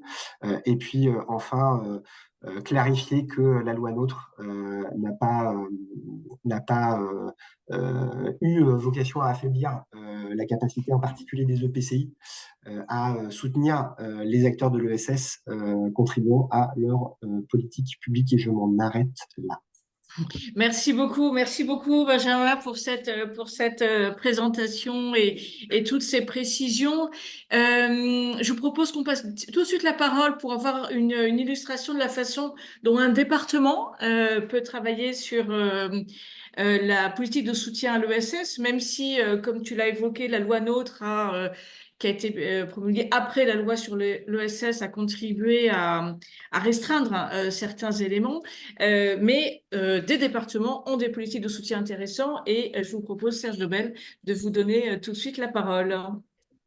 Merci, bonjour à toutes et à tous. Je vais tenir dans le temps imparti, je vais être assez rapide pour effectivement vous présenter l'expérience du département du Val d'Oise avec des entrepreneurs de l'économie sociale et solidaire. Je vais me permettre juste de partager un petit visuel que j'ai là, que vous devez voir sans doute. À travers un programme d'expérimentation sociale, donc on a engagé depuis 2019 maintenant, ça fait déjà 5 ans, avec les partenaires de l'école de commerce ESSEC, basée à Cergy-Pontoise. Ce sont nos voisins, c'est nos partenaires sur le territoire. L'ESSEC ayant en son sein un accélérateur, enfin oui, un accélérateur, incubateur dédié à l'économie sociale et solidaire qui s'appelle Entropia et qui nous est en l'occurrence bien utile. Donc, on collabore avec eux depuis 5 ans. Rapidement, pourquoi? Parce que, vous le savez, les collectivités locales doivent faire face, enfin, les départements, notamment de par leurs compétences sociales, hein, ce qui est gros de leurs compétences, les départements doivent répondre à des besoins de plus en plus diversifiés, de plus en plus évolutifs des publics, avec des exigences de qualité de service et qu'une collectivité comme la nôtre n'est pas en mesure, voilà, de répondre à tous les besoins, en tout cas d'y répondre de manière assez rapide et de manière comment dire, créative et réactive. C'est parti de ce constat-là. Donc, nous nous sommes rapprochés de nos collègues de l'ESSEC, fort de cet accélérateur dédié à l'économie sociale et solidaire, pour voir comment on pouvait rapprocher une collectivité locale, le monde du secteur public et puis le monde de l'entrepreneuriat, de l'économie sociale et solidaire. Comme vous le dites, la loi NOTRe, elle ne nous permet pas à un département de financer les entreprises. Donc ça, c'est un cadre qui nous est posé.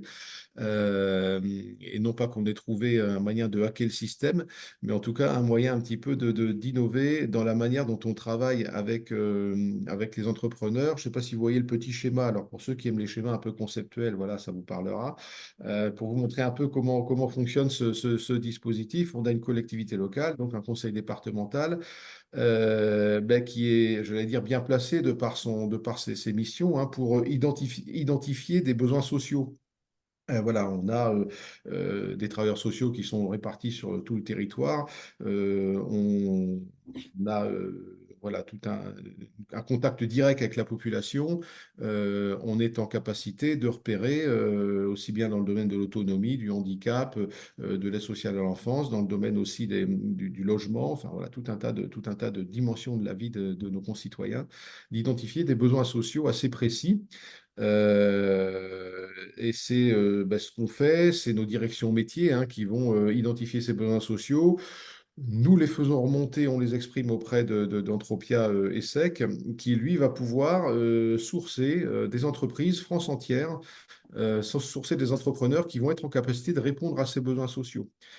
Par ailleurs, Entropia, qui a déjà un certain nombre de programmes d'accompagnement des entrepreneurs qui ne sont pas seulement des élèves de l'ESSEC, hein, je le dis, c'est des entrepreneurs France entière, il y en a, mais pas seulement, ils sont même minoritaires, en Entropia, qui par ailleurs va pendant une petite année, enfin une année, accompagner ces entrepreneurs dans le développement de leur entreprise, donc sur de l'accompagnement assez classique à la création d'entreprise, hein, de faire des business plans, mais va également les accompagner dans le déploiement de l'expérimentation et dans la mesure d'impact, ce qui nous intéresse tout particulièrement.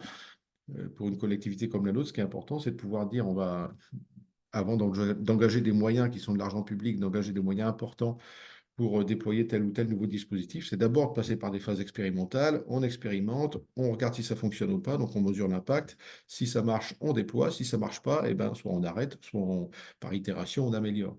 Donc, Entropia Essex, son rôle, ça va être de sourcer, d'aller repérer des entrepreneurs en capacité de répondre aux besoins sociaux que le département va avoir identifiés, va ses directions opérationnelles.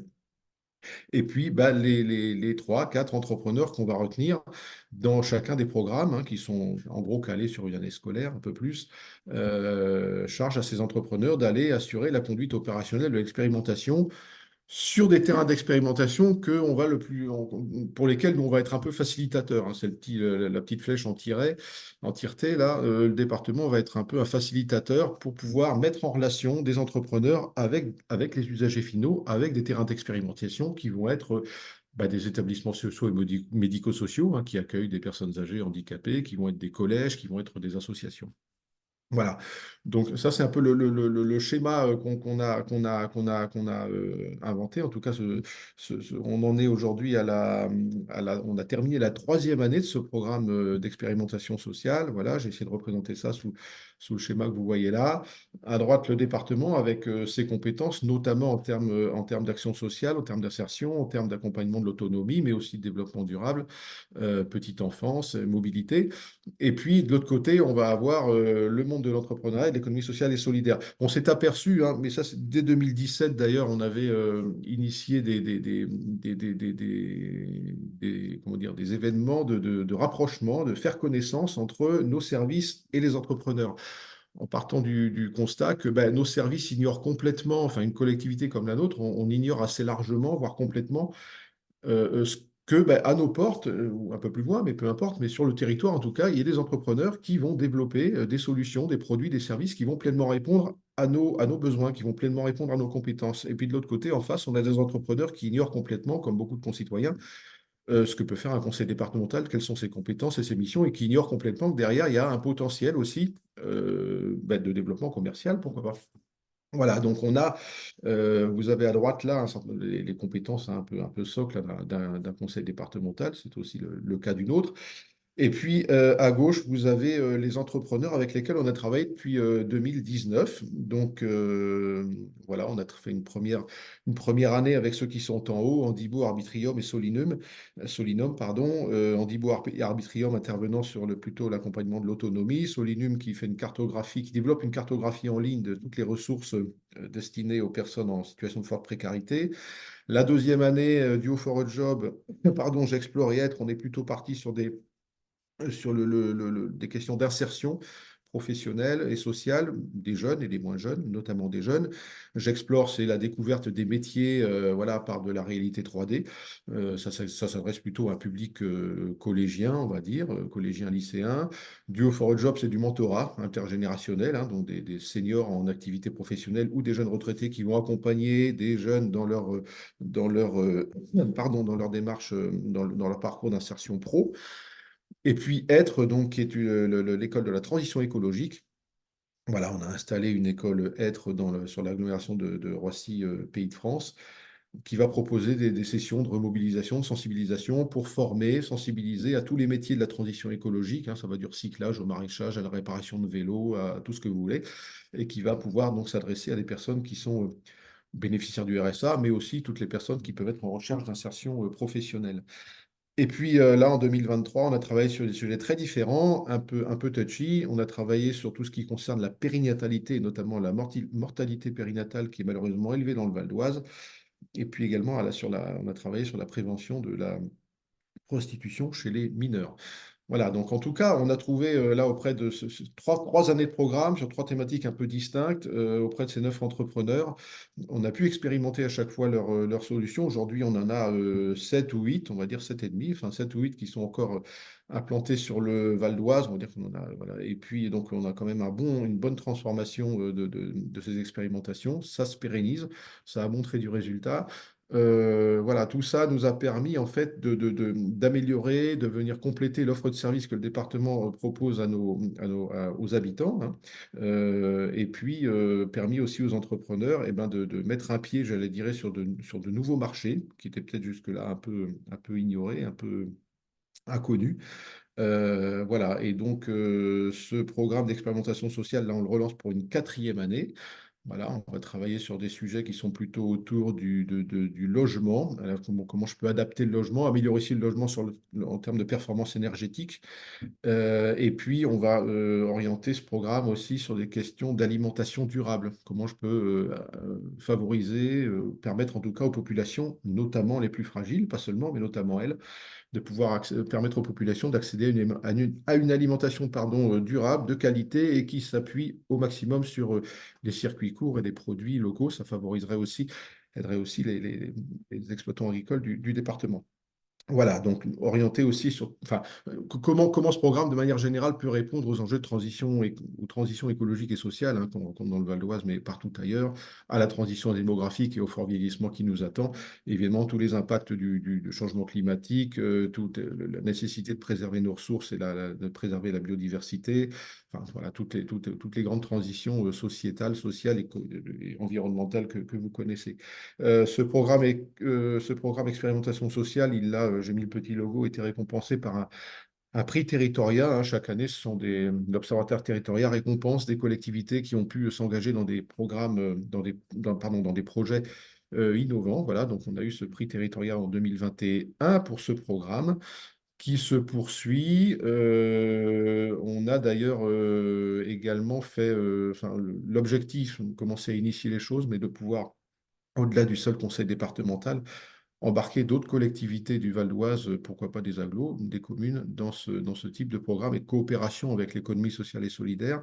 Encore une fois, la loi NOTRe ne nous permet pas effectivement d'aider directement les entreprises, mais grâce au partenariat qu'on a noué avec l'ESSEC, avec notamment donc, son accélérateur ESS Entropia, ce levier en fait d'action gagnant, gagnant, gagnant, hein, gagnant pour le territoire et ses habitants, gagnant pour la collectivité qui est en capacité d'améliorer, de faire évoluer son offre de service, de l'adapter aux besoins du terrain, et gagnant pour les entrepreneurs qui trouvent là une opportunité pour expérimenter, consolider en tout cas leurs produits, leurs services, voire développer de nouveaux marchés, créer des emplois. C'est le cas puisque plusieurs des entrepreneurs que vous avez là ont pu créer des postes sur le Val d'Oise suite aux expérimentations engagées. Voilà, je ne suis pas plus long, mais je peux répondre aux questions si vous souhaitez en poser.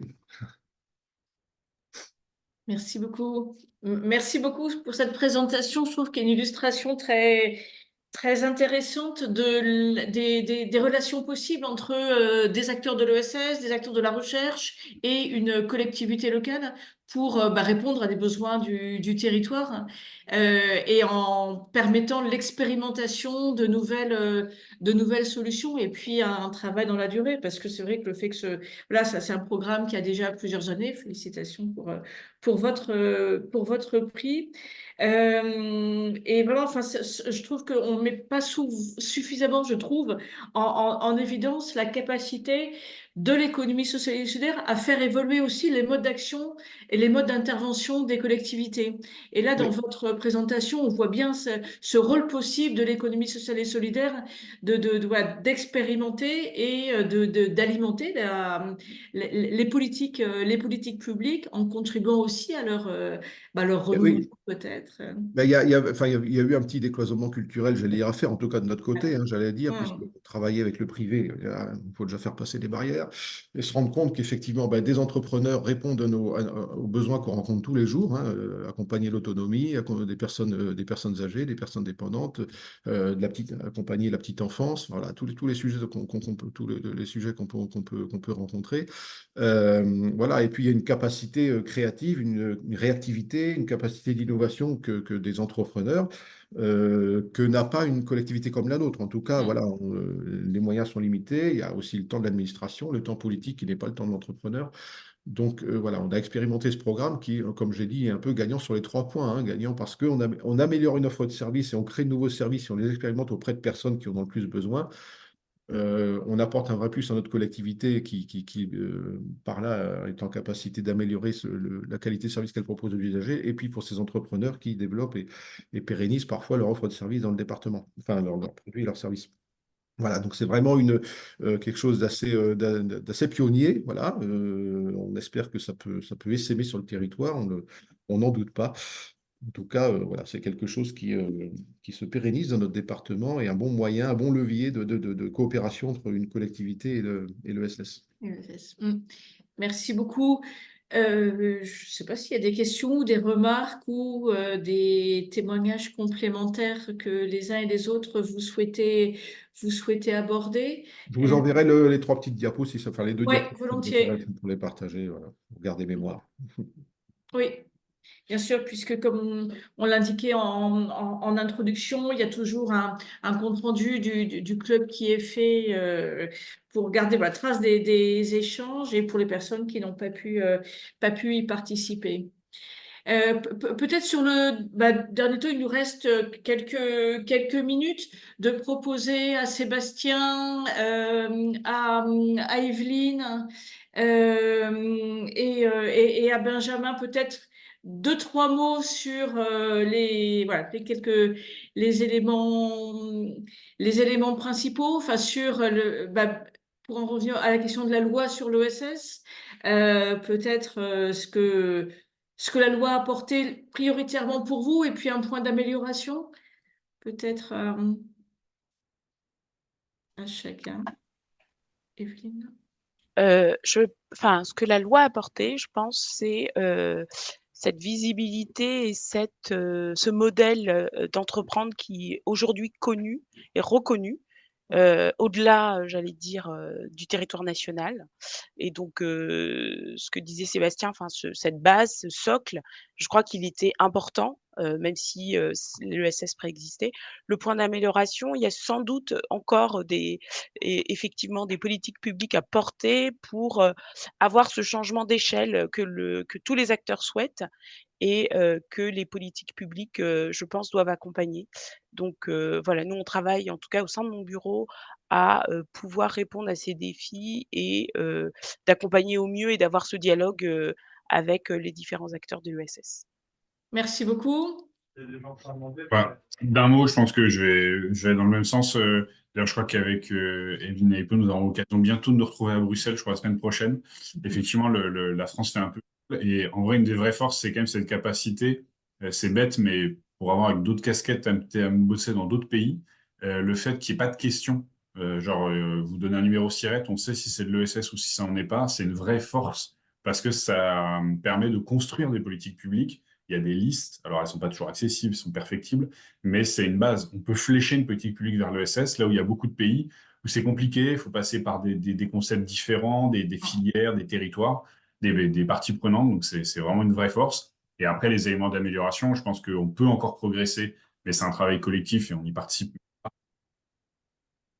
Faire comprendre ce périmètre et le diffuser, je pense qu'un des leviers d'action qui est partagé pour le coup, c'est celui de la formation, de l'acculturation, et pas simplement des référents ESS dans les collectivités, mais de l'ensemble des agents des fonctions publiques et dans leur connaissance de cet outil pour le développer. Et l'intervention du département Yvelines vient le montrer. On peut, avec un prisme précis, de compétences précis, utiliser l'ESS pour atteindre ses objectifs.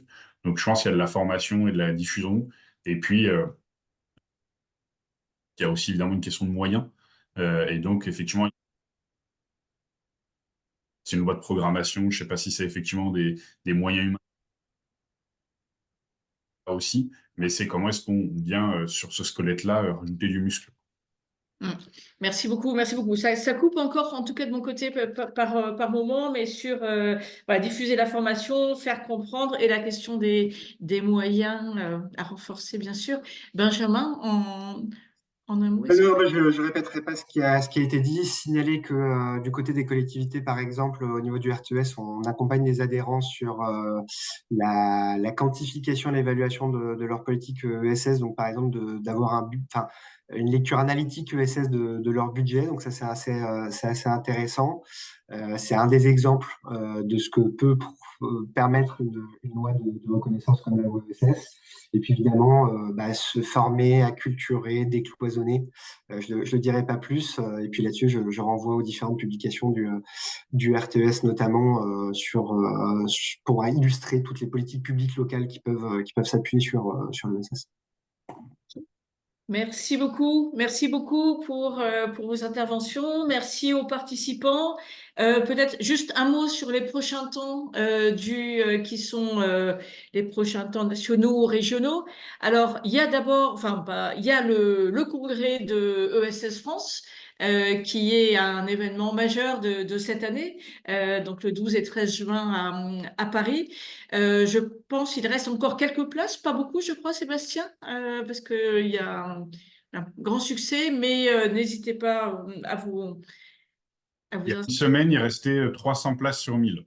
Voilà. 300 sur 1000. Oui, donc vraiment, et n'hésitez pas à vous inscrire à ce congrès qui va marquer une étape importante dans le cadre des 10 ans de la loi ESS.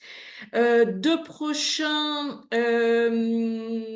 webinaires alors du RTES sur donc un webinaire à destination des collectivités à l'échelle nationale sur le programme Erasmus+. On a évoqué juste à la fin la question européenne et le programme Erasmus+ destiné aux collectivités est un programme qui peut permettre d'enrichir vos politiques économie sociale et solidaire. Donc, c'est ce vendredi de 14h à 15h30. Et la semaine prochaine, mardi prochain, on a un webinaire un peu plus prospectif, on va dire, sur le revenu de transition écologique, mais qui est quand même une démarche qui est déjà expérimentée par quelques territoires. Donc, c'est la semaine prochaine, n'hésitez pas à vous inscrire. La prochaine rencontre du Club des collectivités aura lieu dans le cadre du salon de l'Association des maires de France, du salon de l'AMIF, avec un atelier sur la question des financements européens. Guillaume, si tu veux en dire un mot. Guillaume, donc pardon, Oui, Guillaume Dussaillant, qui est notre interlocuteur à l'Association des maires d'Île-de-France. oui. Alors, je voyais que ma caméra d'ailleurs n'était pas allumée. Oui, tout simplement pour rappeler, je ne vais pas être beaucoup plus long et merci Anne-Laure de me laisser la parole. Donc, le 29 mai prochain, donc le salon c'est le 28 et le 29 mai, mais pour ceux qui sont intéressés par cette table ronde, donc c'est le 29 mai de 10h30 à 11h, donc à 11h30, pardon, donc sur la thématique effectivement des financements européens et on aura un angle un peu plus sur l'idée des projets notamment avec un tour de table qui réunira à la fois des maires, mais également voilà, la vice-présidente de la région Île-de-France, la CRES, donc je pense qu'on aura une très belle table ronde et puis qui sera normalement animée côté RTES par Patricia Andrio, Oui, si je ne tout dis pas à de fait. bêtises. Voilà. Donc rendez-vous, porte de Versailles, hein, c'est toujours porte de Exactement, tout à Versailles. fait. Porte de Versailles, Hall 6, et donc c'est ouvert à tout le monde, collectivités, élus ou agents. Donc, je mets directement dans le chat le lien vers le salon pour récupérer d'ores et déjà votre badge. Ok, très bien. Et puis donc Sébastien a rajouté l'Assemblée générale de la Crèche le lundi 22 avril. Merci beaucoup à vous, Serge Debelle. On se permettra de donner vos coordonnées dans le chat puisque voilà, vous proposiez pour ceux qui souhaitent de poursuivre les échanges, si vous en êtes d'accord.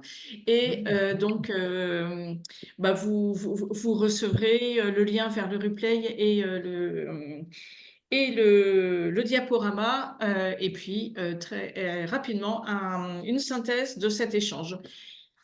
Un très grand merci pour vos interventions. Merci beaucoup, Evelyne, d'avoir accepté d'intervenir. Je sais que c'est pas facile quand on prend ces fonctions, mais bravo, merci beaucoup. Euh, Merci à vous.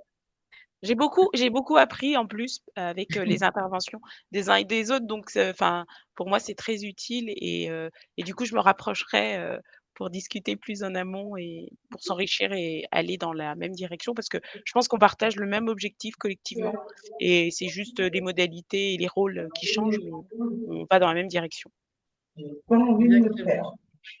Merci beaucoup. Très bonne journée. À Si, au bientôt. revoir. Merci à tous et Au toutes. revoir.